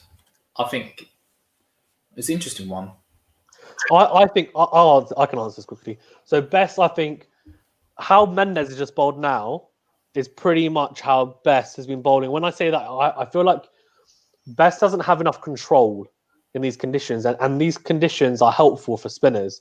And he's not bowling attacking lines and lengths like he should be in these conditions. And so what England are thinking is he's not really giving us a wicket-taking option here. And in these conditions, we need that. So that's why I didn't look to him to actually bowl many overs today, especially. And that's disappointing because if you see someone like Mbuldinia has bowled very well, Pereira's bowled very well as well. Mendes is different, but he's a part-time spinner. So I think that, it's harsh to kind of give him too much criticism. And Usher said Mendes is getting smashed. Yeah, he did get smashed for sure. As Venu said, swept everywhere, right? Like a dustbin. Who said James Anderson is less effective in Asian conditions? Though Sri Lanka has gifted him wickets, his consistency in that corridor of uncertainty is impeccable, says Dayal. Do you agree with that, Venu? Yeah, I thought he's class. It's a class act, and even today shows that he's not just a one-trick pony that bowls well in England. He'll be an asset for England in India. Yeah, and thank you, Dial, for coming onto the chat. Hope you're well. Yeah, I agree. I agree with you, Vanu. I think he's bowled consistently well, and he's proven, as you said, Dial, that he's not just he can't just. Well, he is effective in these Asian conditions, subcontinent conditions, and he's not just a great bowler in England conditions or conditions that may be helpful for a seam bowler. So I think he's proven in this match anyway that he can do it. Let's see if he can do it consistently for the whole tour. And then I think that talk of saying, you know what, it's not going to happen, and he's not going to be able to do very well in subcontinent conditions, it'll be put to rest because everyone will be saying, actually, he's bowled really well, and no one will be talking about him being, an England bully, basically, where he bowls very well at home. They're reviewing route. Yeah. First time the run rate in this match reaches 3. Yeah. Dial, this is attacking cricket of the highest class from the England skipper. He doesn't want the debutant to settle. Yeah, I agree. Attacking Mendes as the debutant, and he's making sure that what he did is he put him on the back foot, didn't he? Put him on the back foot straight away. 17 runs from that over, swept him so well and said, you know what, I'm going to basically take you out of the attack straight away. And I'm not going to give you a chance to get into this match on your debut and then bowl well because he knows the conditions are good. Definitely is great job by Root taking the attack to Sri Lanka. Agreed. Let's see this review. Yeah, that's a bad review though.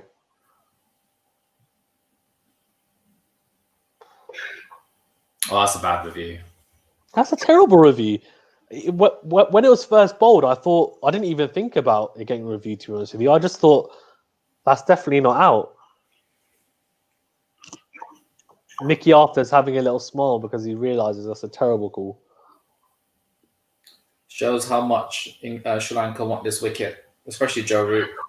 Yeah, which is fair enough, but I think, yeah, you got to be clever with your reviews, don't you?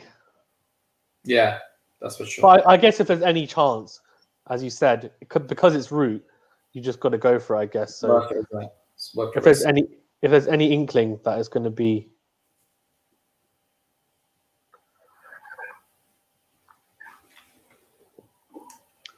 Thought, yeah, the angle did look like it spun more, to be fair.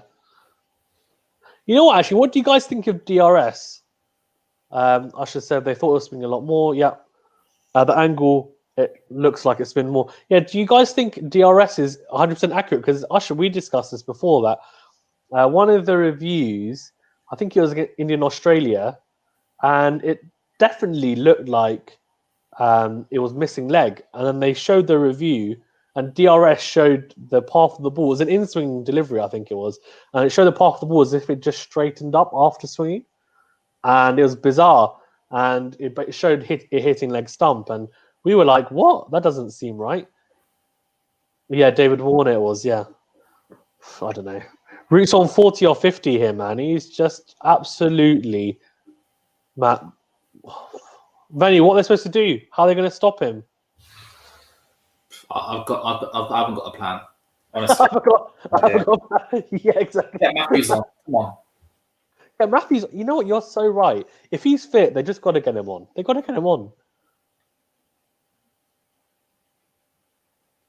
Oh, well batted, man. They're batting very, very well here. They really are. Dial says DRS is not 100% accurate. Yeah, I agree. It doesn't seem like it's 100% accurate, does it? And I guess that's why they have the umpire's call there, because if it's umpire's call, then you stick with the umpire's decision, and then and also both teams keep their review as well. So I think that's why they have that in place. Michael Holding goes on about DRS so much, and he says, I guess because as a bowler, it's so batsman friendly nowadays. He just says, you know what? If it's umpire's call, it doesn't matter. If it's hitting the stumps, it should be out. So what do you guys think? Do you think if it's hitting the stumps, it should be given out? Or because DRS is not 100% accurate, that maybe they shouldn't, maybe they shouldn't do that and they should stick to what they're doing now with umpire's call? DRS is 90% accurate, I think. Okay. I should. Yeah. Fernandonis is back. Oh, it's funny. Benny, what do you think? If it's umpire's call and it's hitting, should it be out? Yeah, go. Yeah, stick with the original position. I think it's. Well, so you think so? Even if it's hitting the stumps, because Michael Holding said it should be out if it's hitting the stumps, even if it's umpire's call. But you think they should stick to what they're doing now? Yeah, I agree. I think there, as you say, there is some inaccuracies with the DRS. So I think go to umpire's call. But the only issue I have with is that if the decision is originally not out and it's hitting the stumps and it's just hitting the stumps by a fraction, and when it's still umpire's call, then that's out. Whereas I can't explain this. There was one, I know what you're talking about. There was one which was like half the balls hitting the stumps and it was still umpire's call. There's like this really weird rule, actually. I forgot what it is. But basically, it almost looked more out than one that was hitting the stumps, if that makes sense. Exactly, yeah. And I was like, how's that umpire's call? But I think it was to do with height or something, but it was bizarre. I think maybe that needs to get reviewed. But yeah, I guess I know what you're saying, because if there's that inaccuracy, there's that inaccuracy, then you have to, I guess, adjust for that, don't you? So yeah. And Cash says here, hard to account for swing and straightening, hence umpire's call, as you say. Yeah, fair enough. Ashjad, being the bowler he is, says give it out. I don't know, it's difficult because I kind of, when Michael Holding says about giving it out, I kind of think to myself, maybe they should, because it's so batsman friendly nowadays. But when you think about it logically, I think you've got to stick with umpire's call because of the potential inaccuracy.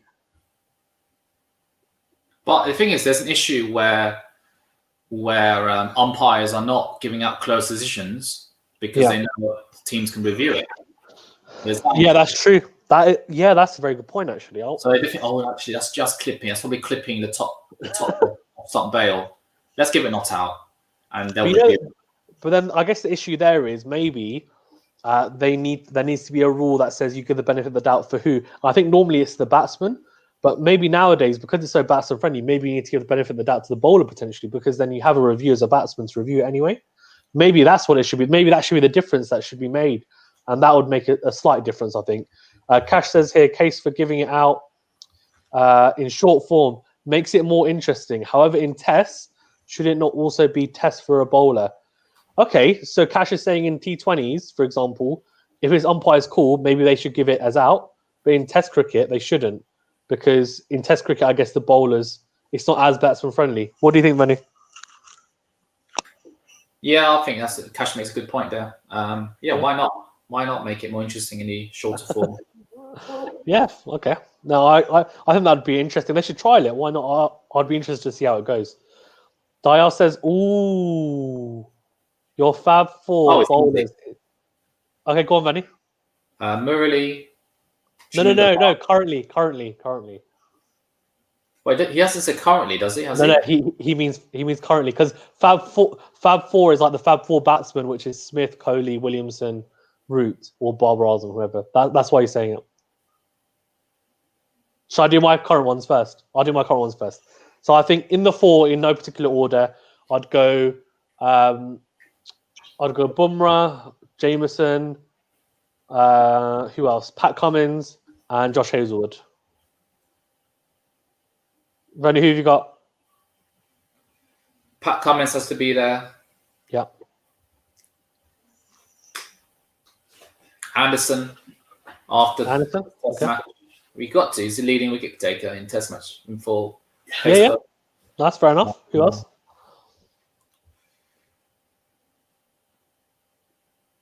Jameson. I like the look of him. Yep.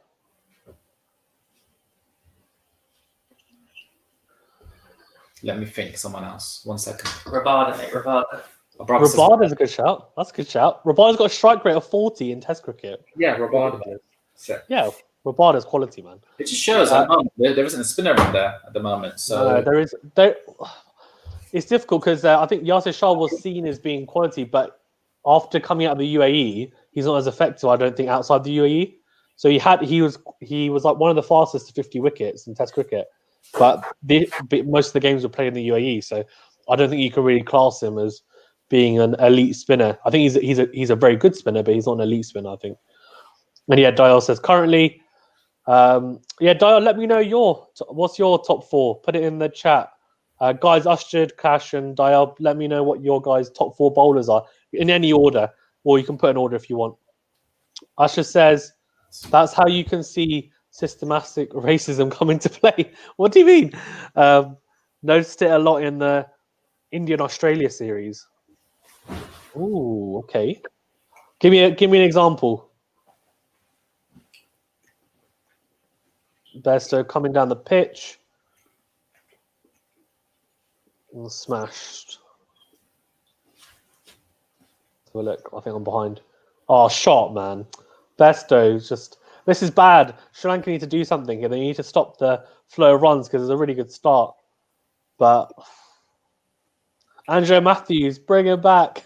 Even Avitha Fernando, bring him on for a couple of... Oh, Lakmal, bring him on for a couple of overs. It's too much spin here, unfortunately. And I know they're spinning conditions, but these two are such good players of spin. They need a different pace to look at, don't they, I think?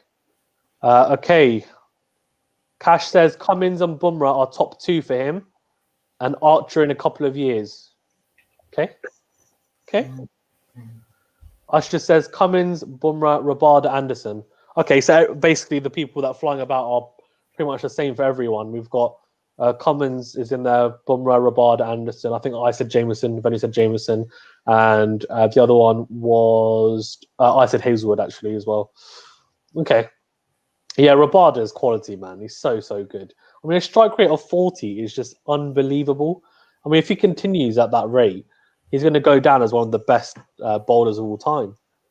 If he continues at that rate, that is, and doesn't pick up many injuries. And Anderson, we know how good he is. Bumrah, yep. He's done it for a few years now, and Cummins is number 1 Test bowler, so hard to look past him. Really good use of the feet by Bairstow for that shot.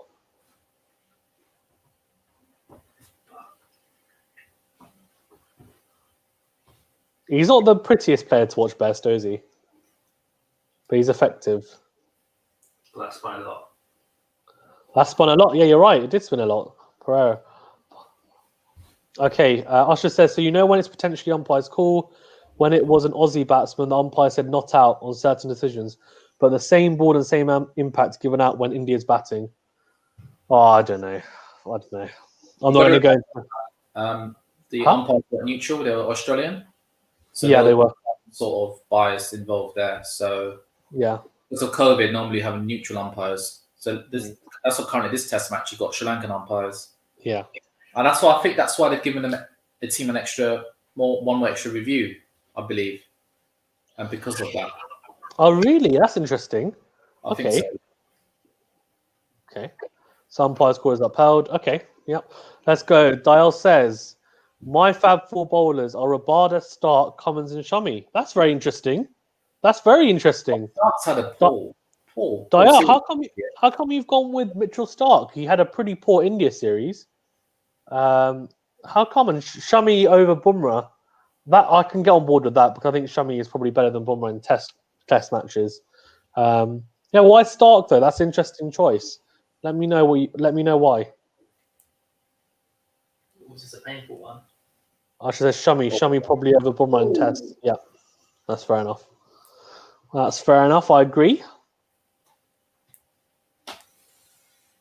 Oh, it's him in the face. That's horrible. When you're fielding, so Benny, you probably wouldn't have had this, but sometimes when you're fielding, especially in like the outfield, and it's like a bit bumpy, you'll go down to field and it'll like hit a bump, and then I've been hit in the face like twice, and it's or at least 2 or 3 times, and I've had like a busted lip, and it's horrible because you can't adjust for it. You go down, and the next thing you know, ping, and it just rises and hits you in the face. Asha says Mbodinia, mate, on current form, Mbodinia is in there, top 4. Yeah.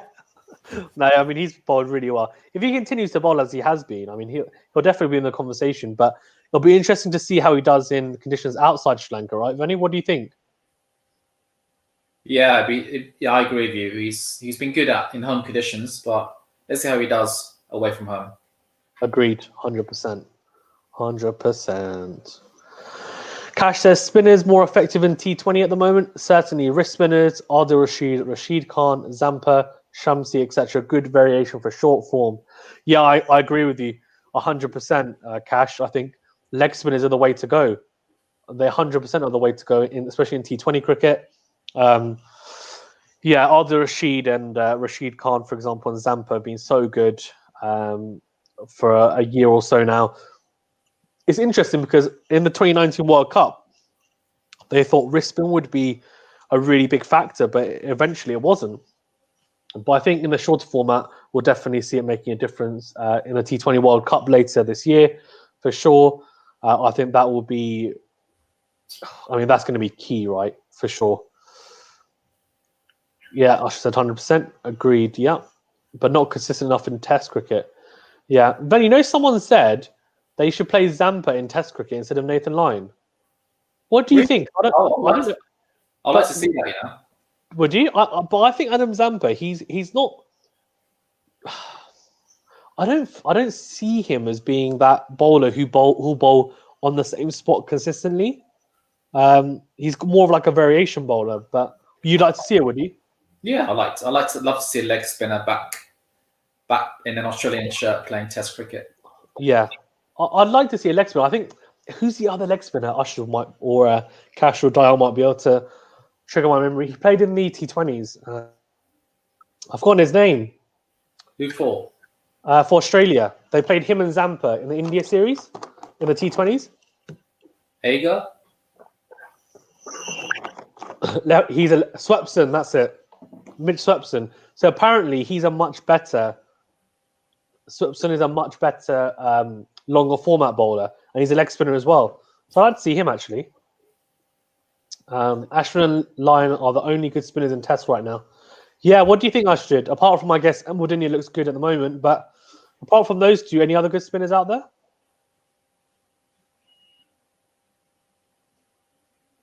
Jadeja?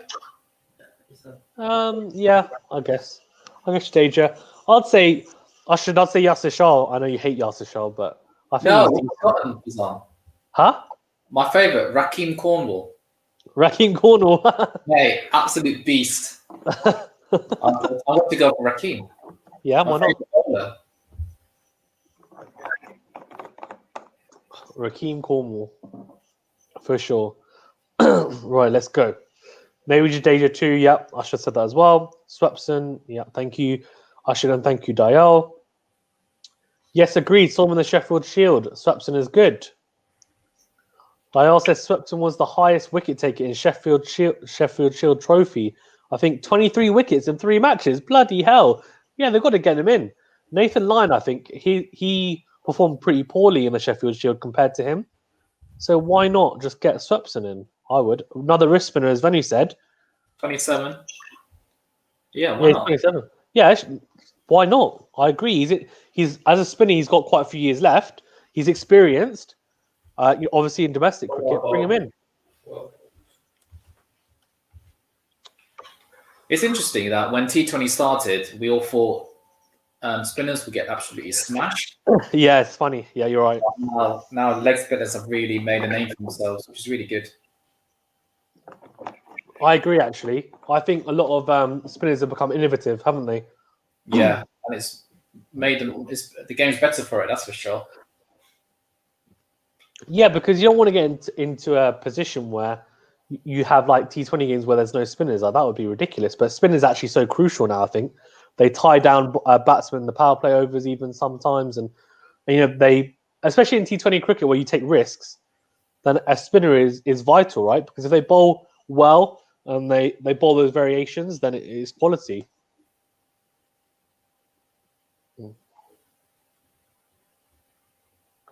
I should have said you're right. Yep. Cash, well, that's a really good point, Cash. Warren says a wrist spinners need to bowl in the longer format for a few years to get consistent enough for tests. I agree. Good wrist spinners get more success in T20 match cricket. Yeah. So I think someone like Mitch Swepson, but he's been bowling in the Sheffield Shield for a few years now, hasn't he? Mitch Swepson, he's 27. I think Usher's saying in 3 years. I think he should get a debut soon.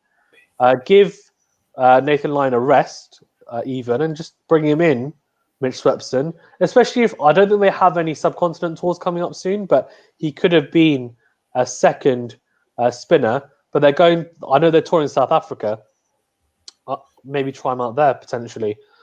Good risk. I agree though. Good wrist spinners have more success in T20s for sure, rather than in Test matches, because you have to be the discipline needed in Test cricket. And Venu will agree with me, is a lot higher, isn't it, Venu? Like as a bowler and batsman, like that's why Test cricket is the pinnacle of sport, right?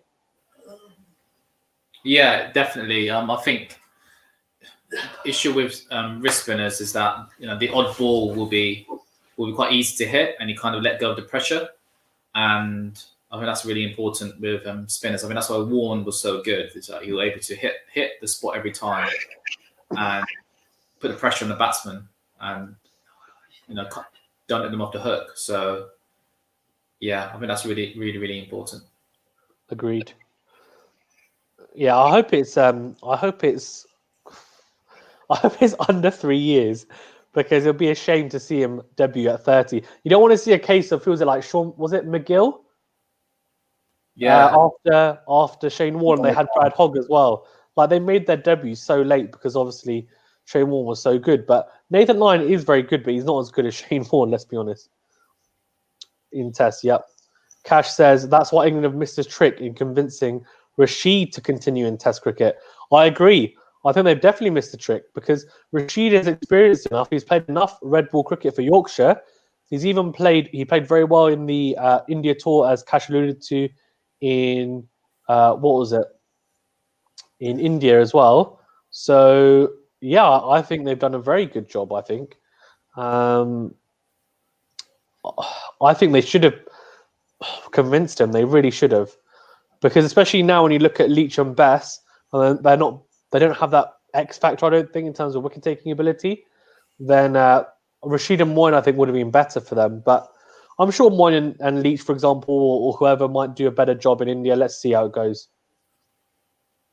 Oh, another reverse sweep from Root there.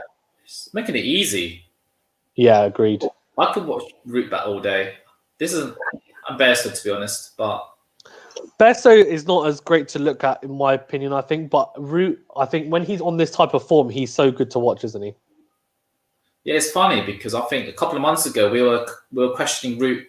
Is he in the Fab Four anymore? But this series, he's making a name for himself. That's for sure. He's scoring runs. Yeah, I agree. So yeah, 100%. I mean, he's doing a great job. Yeah, for sure, man. I mean, he's doing a great job, especially considering. I mean, look, last year obviously he didn't score a Test 100, but he still averaged 48, so he scored a number of 50s, and then this year he's opened up with a bang, right, with that double 100, which was huge. and really set the tone. And it looks like here he's going to be on for another decent score, I think, because he just looks so comfortable, as you said, Venu. On 48 now as well, so I think he's passed 8,000 runs this series. wow. He's not too far from Jeffrey Boycott, who's next, and he's not too far from Kevin Peterson. So he's only 90 runs off Kevin Peterson. So what did Cook get? Cook got over 12,000 runs. Do you think Root could get up to 12,000 runs if he's on? Ooh, I think that's interesting actually. So how he's in his 30s now, Root, but he's early 30s. I mean, realistically, if he can go on to 35, 36, then I think you can do it. But he'll need to perform at the level he's at now, just below, I think, wouldn't he, to really have any chance. So we'll see. But it's doable. It's doable. But these types of scores here, which it looks like he'll be scoring, will be helping, I think. I think that's 50 for Root. Well played. Well played. Hold on. So the thing is, Cook has played 291 innings. Yeah. And Root's on 180. Yeah. So it's possible. I reckon he could do it, but yeah, he can. It's possible. We'll see. Callis. We'll see how it goes. Oh, wow. Callis is quality, man. Dayal says, your thoughts on regarding rotation of Broad and Anderson? Okay, so good policy. You think it's good policy? Yeah, that's for sure. Okay, so in India, do you think they'll play a test together? They'll play one. Do you think? I think maybe they'll play one together. What do you think? Yeah, I think they'll play one or two together. I don't think they'll play three together or all of them together. Yeah, I agree. Because I think I think they'll get Wokes in to play. Maybe Ollie Stone might get a play. So I'm looking forward to that. But I think they will. I do agree with it, Broad and Anderson. Yeah, I think especially with Anderson because he looks very fresh, doesn't he, for the second Test match? So I think obviously that was a good choice. Broad is a little bit younger, to be fair. I feel like he's got a little bit more in the tank, but I think the policy works. It's working well at the moment, clearly as well. And I think they'll play one Test match potentially against India out of the four together. But they don't want to overdo it because these guys are so effective in England and they'll bowl together most likely there that when it's away from home, they don't want any risk of them getting injured. That's why. That's true. Yeah. Why would they risk it when they know that they're so effective in England? Yes, they are going to be effective outside England, but I think it outweighs it how good they are in England. So they want to keep them and look after them for those Test matches, I think. Yeah, and you definitely have to look after those two bowlers. Probably England's two best Test bowlers of all time, so they need to look after them. 100%. Which says 50 for Root. Yep. Cash here says, Warren also says that's why it's hard to judge current batsmen as they don't have world-class spin to battle against compared to his era where they had Warren, Kumble, Harbhajan, Murali, Saklan, etc. Oh, okay. What do you think, Venu? I agree with Cash, and that's why you've got to think about some of these batsmen like Tendulkar, Ponting, Kallis, Dravid, even Sangakkara Cook to an extent. I think Inzamam, Yunus Khan. What you said? You got to add like 5-10 runs to the average, don't you? What do you mean? As in compared to the current crop, because I feel like the bowling has been like batting is a lot easier now. Yes, it is easy, and I do think the quality of spinners is not as good as 10 years ago when you had Murali and Warren going around. More than 10 years ago, actually, 15, 20 years ago. It's impressive how some like Tendulkar and Kallis getting all those runs against quality opposition. I'm not sure if the pace bowling was not as good. back then. I'm not sure. No, I think they had Brett Lee. They used to have Shoaib Akhtar, Waqar Younis, Wasim Akram, Shamin Devas, Zahid Khan. I think maybe there's more of an all-round pace attack now to teams, but I think in terms of overall quality of seamers, I think they're just as good, I'd say. Personally, Graham Pollock, Makai Antini, like there are some quality bowlers there. So yeah, I think I agree, Cash, with the spin point though. For sure, you don't see that many great spin bowlers in Test cricket, especially. I think is the biggest thing really. It's hard to judge.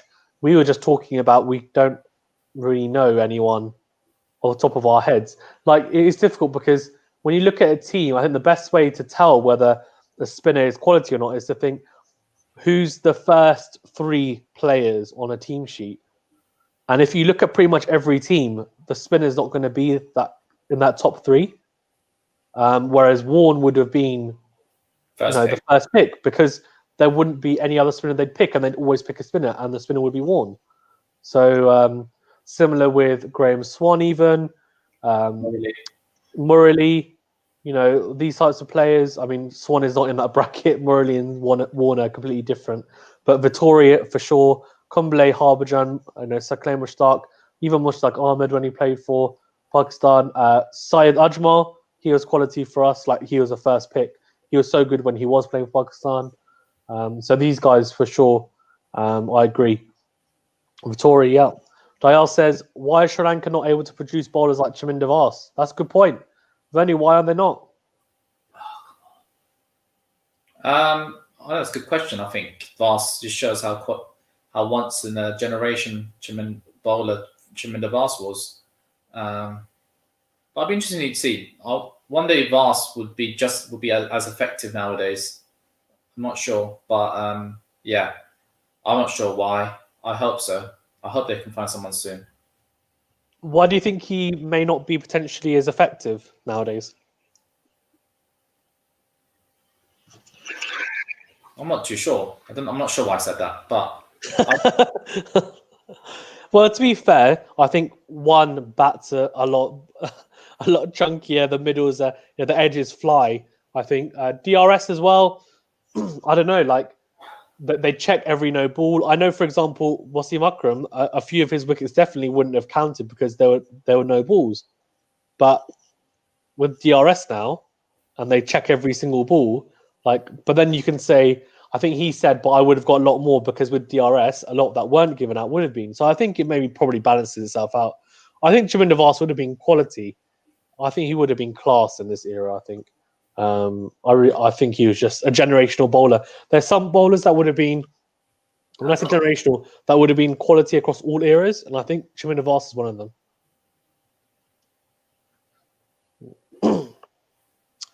Dayal says, talk about Dan Lawrence. Many cricketers have said that he's the next big thing in England cricket. Yeah, we touched upon that.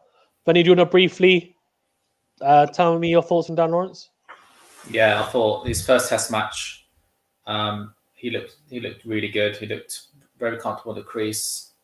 Yeah, and I do think he, along with Ollie Pope, those 2 batsmen are the future in that middle order for England. So yeah, definitely looking forward to play many more Tests for England. Yeah, for sure. They're the future. Him, Ollie Pope. I mean, they've got good competition for places now, haven't they? Because they've got a lot of some players missing. Well, not a lot, but they've got some players missing, and some players will be coming back. So it's looking good for English cricket. I think their Test squad looks deep. Their T20 and ODI squads look deep as well. They're in a very good place, I think, overall. England cricket is, and Dan Lawrence looks like another good addition for sure. So, and he's only 23. They're reviewing LBW here. Given a not out again. That's out. That's out. That's out. It's the only way it's not out. He didn't give it, so the only way it's not out is if it's umpire's call. Umpire's call, mate. So we're going to have a debate here. Should the umpire just give it out? It was quite a cross, wasn't he? Now it's going down leg. Really? Yeah. I first looked at it. It's held up a bit. Oh,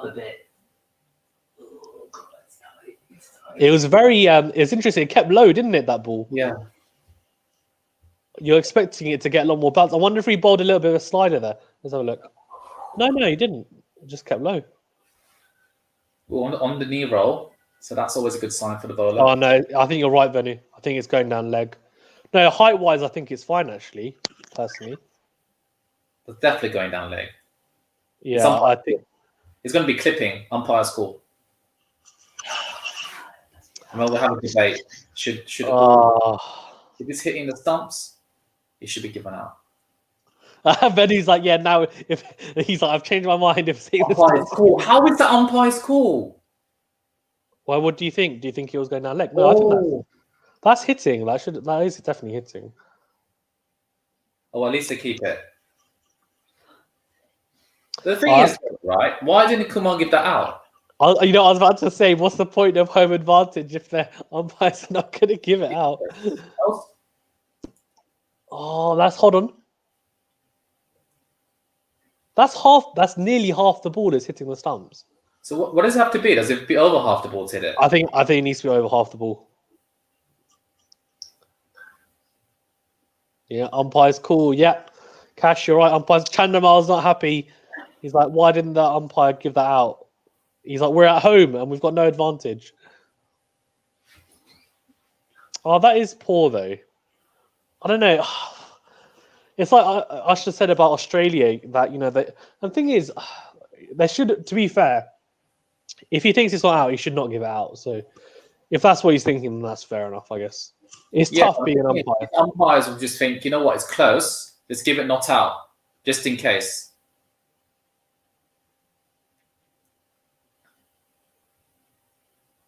I think this is the issue, though, right? Because the benefit of the doubt goes to the batsman. Yeah. So if there's any doubt in an umpire's mind, so I think what they do is they go through all three. They think, okay, is it a line? Is it pitched in line? Is it going to hit? Is the height okay? And they're ticking it off in their brain. If there's anything they think they're unsure about, they will not give it out because they know the review's there, and also that's how it should be technically. But maybe I think personally they should change the rules, and the benefit of the doubt should be given to the bowler. And then obviously the review's there for the batsman to use. That's what I personally think should. And I'm a batsman, but I think that's what should be changed in my opinion.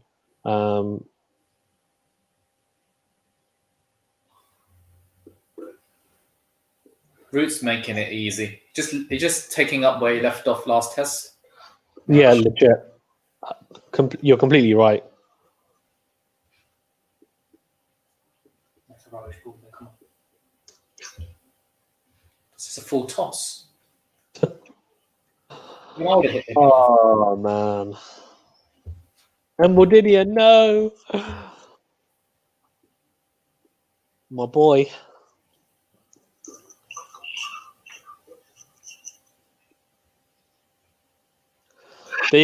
So Sri Lanka have to be really careful here, though, because you can tell they're really frustrated about that decision, but they've got to get back on it. They've just got to forget about it now. Yeah, and get back on it. You don't want to be in a case where they get annoyed by it, and then the game gets away from them a little bit here.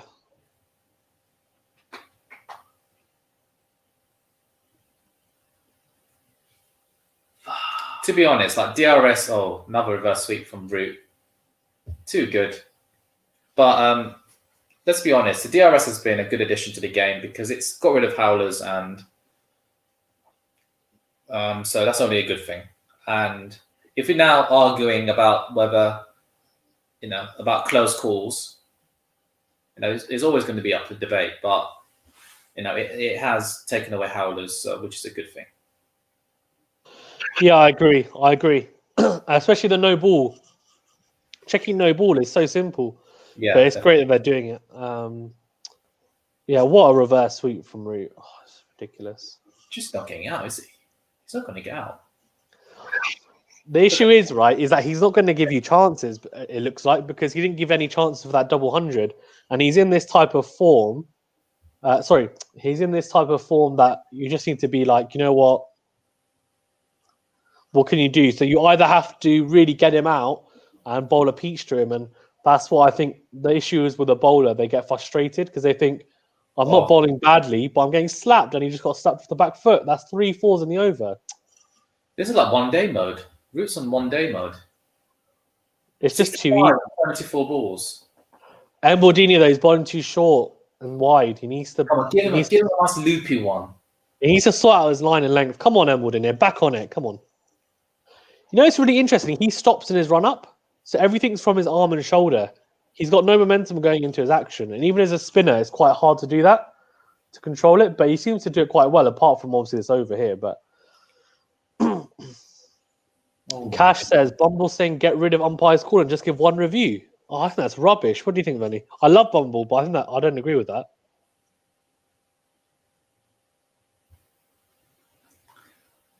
That's an interesting one. I don't know. I think it works well at the moment. On 3. Oh, by the way, Joe Roots has just taken over Geoffrey Boycott's tally in Test matches. But I'll come back to that. But yeah, I don't agree with Bumble. Yeah, I love Bumble, but I don't. Thing is, Bumble as great and as funny and as open as he is, I do think he still is a little bit stuck in his ways sometimes, and I don't agree with him. I think the 3 umpires calls is great. Yeah,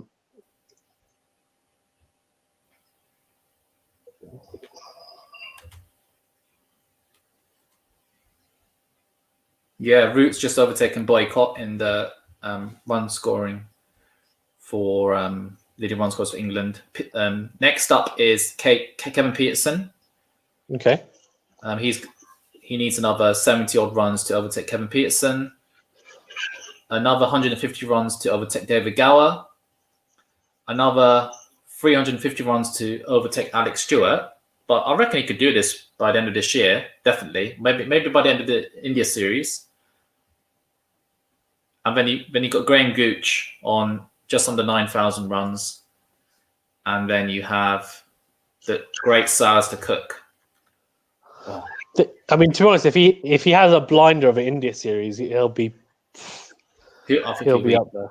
He'll be up there, yeah, for sure. In the form he's in at the moment, he looks like he's in imperious form, so it's going to be interesting to see. I think Sri Lanka caught Joe Root on a bad time. He's obviously come back after the new year and thought, you know what, didn't perform particularly well, but I'm back, and he's back with vengeance for sure.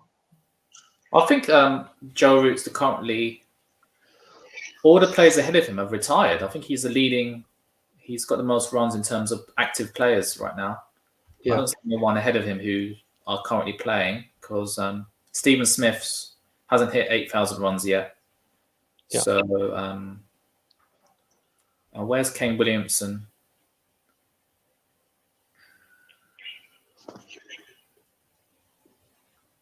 Virat Kohli's on 7,300 runs. So is David Warner. But where's Williamson? Must be somewhere there. Williamson's in between, I think. I think he's on 7,000 something.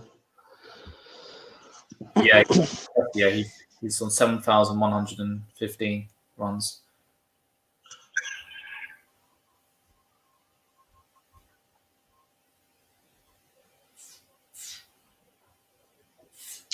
Come on, Pereira. Come on. Big up your 38-year-old.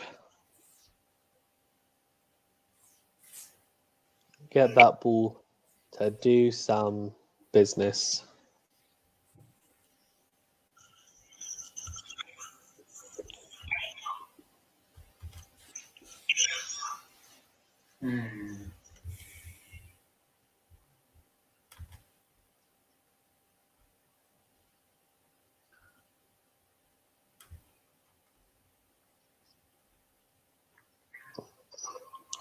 Bairstow, come on.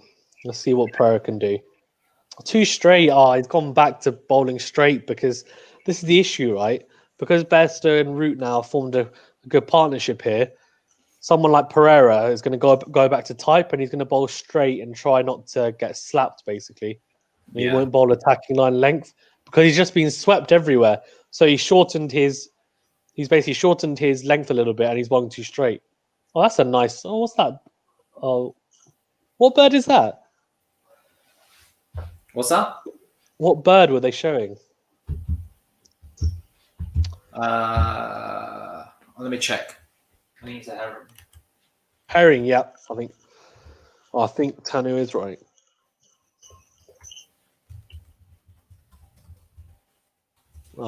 Pereira, why? Sri Lanka, after a very, very good start, unfortunately, England are building. But you know what? A wicket changes everything. It really does. Yeah, add two wickets to the score, 98 for 4, Sri Lanka's game. But the Even one, by I think, 283.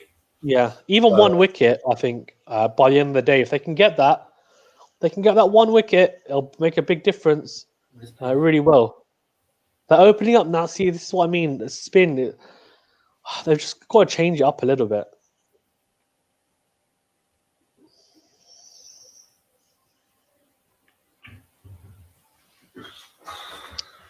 Where are you, Angela Matthews? Where are you? How many overs are left of the day? There can't be many left. Normally they'll say, won't they? You've got your commentating on. Yeah, I'll let you know when I find out. You tell me. I reckon Jack Leach will be. Night Watchman. Yeah. Yeah, Jack Leach. I agree. They've had Don Bess in there before, but I think they rate him more of a batsman than Leach. So I think they'll put in Leach, or maybe Mark Wood, I guess. But Leach is more. I think he's more effective as a defensive night watchman, isn't he? Really. See, Mbodinia bowling a. It's difficult. He's trying to get that Midland off stump line that he bowled to the openers, but he's just struggling a little bit.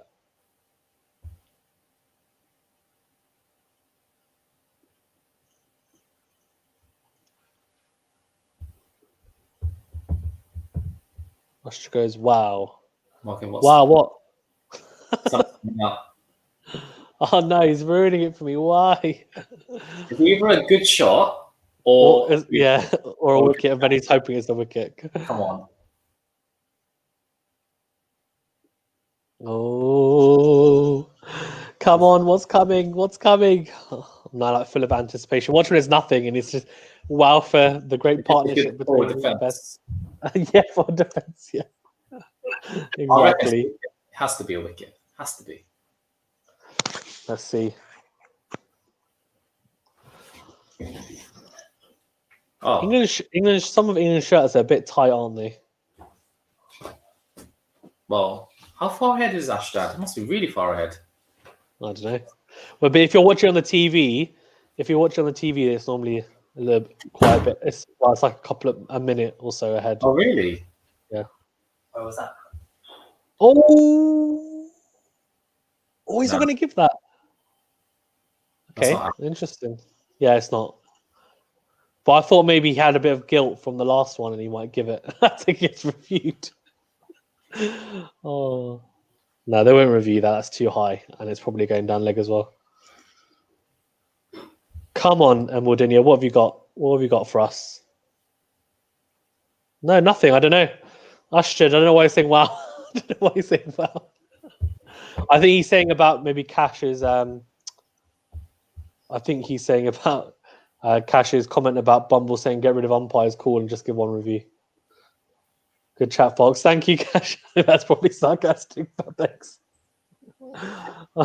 It's the end of the day. Whose day is it? Whose day is it? End of the day. Fantastic. Great. I think it's Sri Lanka's. I think it's Sri Lanka's. Or it's even. I think it might be even, actually, considering Root has what? Man, Root is just cleaning up. Like, it's just, how are you supposed to stop him?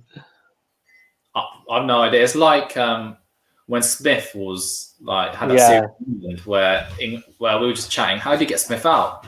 And he's had one of these patches of form, and it's good to see. And I'm really looking forward to Root this year. Big year for the England captain. I agree.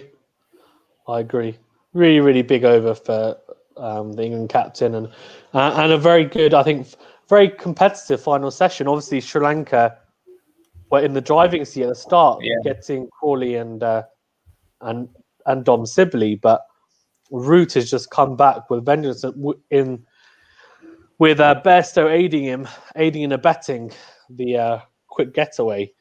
Which This is quite similar to England, Sri Lanka's first innings because England got the two openers out quite quickly, and then Tiramane and Matthews built the innings. But the thing is, these two have been batting at a faster tempo, thanks especially Joe Root compared to the Sri Lankan batsman, and it just really shows that he's in league above, and that's why I guess he is. I think he's in the Fab Four now. Won't you agree, Fizan? Who? Root? Yeah, I mean, I don't think he was ever really out of it, to be honest with you. I think people were just saying it, but I wasn't really sold on that. Yeah, I think he's. I think Bob Rasm is. There's an argument for a top 5. I think the thing is though, with those 4 players, they've done it for quite a long time. But Bob Rasm, I think if Bob Rasm had another year like he has, then he's definitely there. I mean, he's there in terms of his recent form, a year and a half or so. 2 years, but I think maybe one more year and then you can say, yeah, fine. But yeah. What do you think? So you think it's tied in terms of the day? Yeah, for the day, I think, especially losing Matthews early on in the day, I think Sri Lanka did well to get to 350 plus. Good batting by Dickwella and Pereira as well, and I think England have done well after losing the openers quite cheaply in their first innings. Bairstow and Root look really comfortable, and Root looks on another league. So even Stevens, I think, just as we said at the end of yesterday's day of play, if Sri Lanka can get some quick wickets tomorrow, especially get Root out tomorrow, then exposes the middle order and the tail as well, then Sri Lanka will be in the driving seat. And but if Root and Bairstow bat out another session tomorrow, it's England's game, that's for sure. And they need to get Root out because otherwise they're looking at England overtaking their first innings score and getting a really, really vital first innings lead. Yeah, I agree. I think it's worth noting as well, to be fair, that they still have a long way to go to get to that Sri Lanka total. I mean, they trail by 283. So I think, first of all, props to Dickwella and Pereira, because after Andrew Matthews fell early, those runs were vital, weren't they? They really were for Sri Lanka. And so I think Pereira scored 67 and Dickwella 92. Really valuable runs to take them to 381 in the end, which I think is a pretty decent total, I think, considering. And look, I mean, I think England are looking to go big here. But as you said, if they can take early wickets, even if they can take one early wicket tomorrow, then I think they are going to be looking to definitely restrict them to under that 381 total. But I think let's first of all talk about Mbodinia, though. How good was he at the start, though, Venu? Yeah, he was so good. Yeah, really good. Really nice to see a young Sri Lankan spin bowler doing well at the start. But as soon as Crawley and Sibley got out and Root came in, it just became apparent, the class above. Yeah, the golf and class. I agree. The thing is, especially playing spin, you would say Zach Crawley and Sibley are maybe in the middle set, whereas you've got Joe Root and Bairstow are in the top set. And, I think you even have to set extension work for Joe Root and playing spin. So that's how good he is. So, yeah, he's looking good, Root. I think he's set to make another big 100 potentially. So fair play to Root and Bairstow.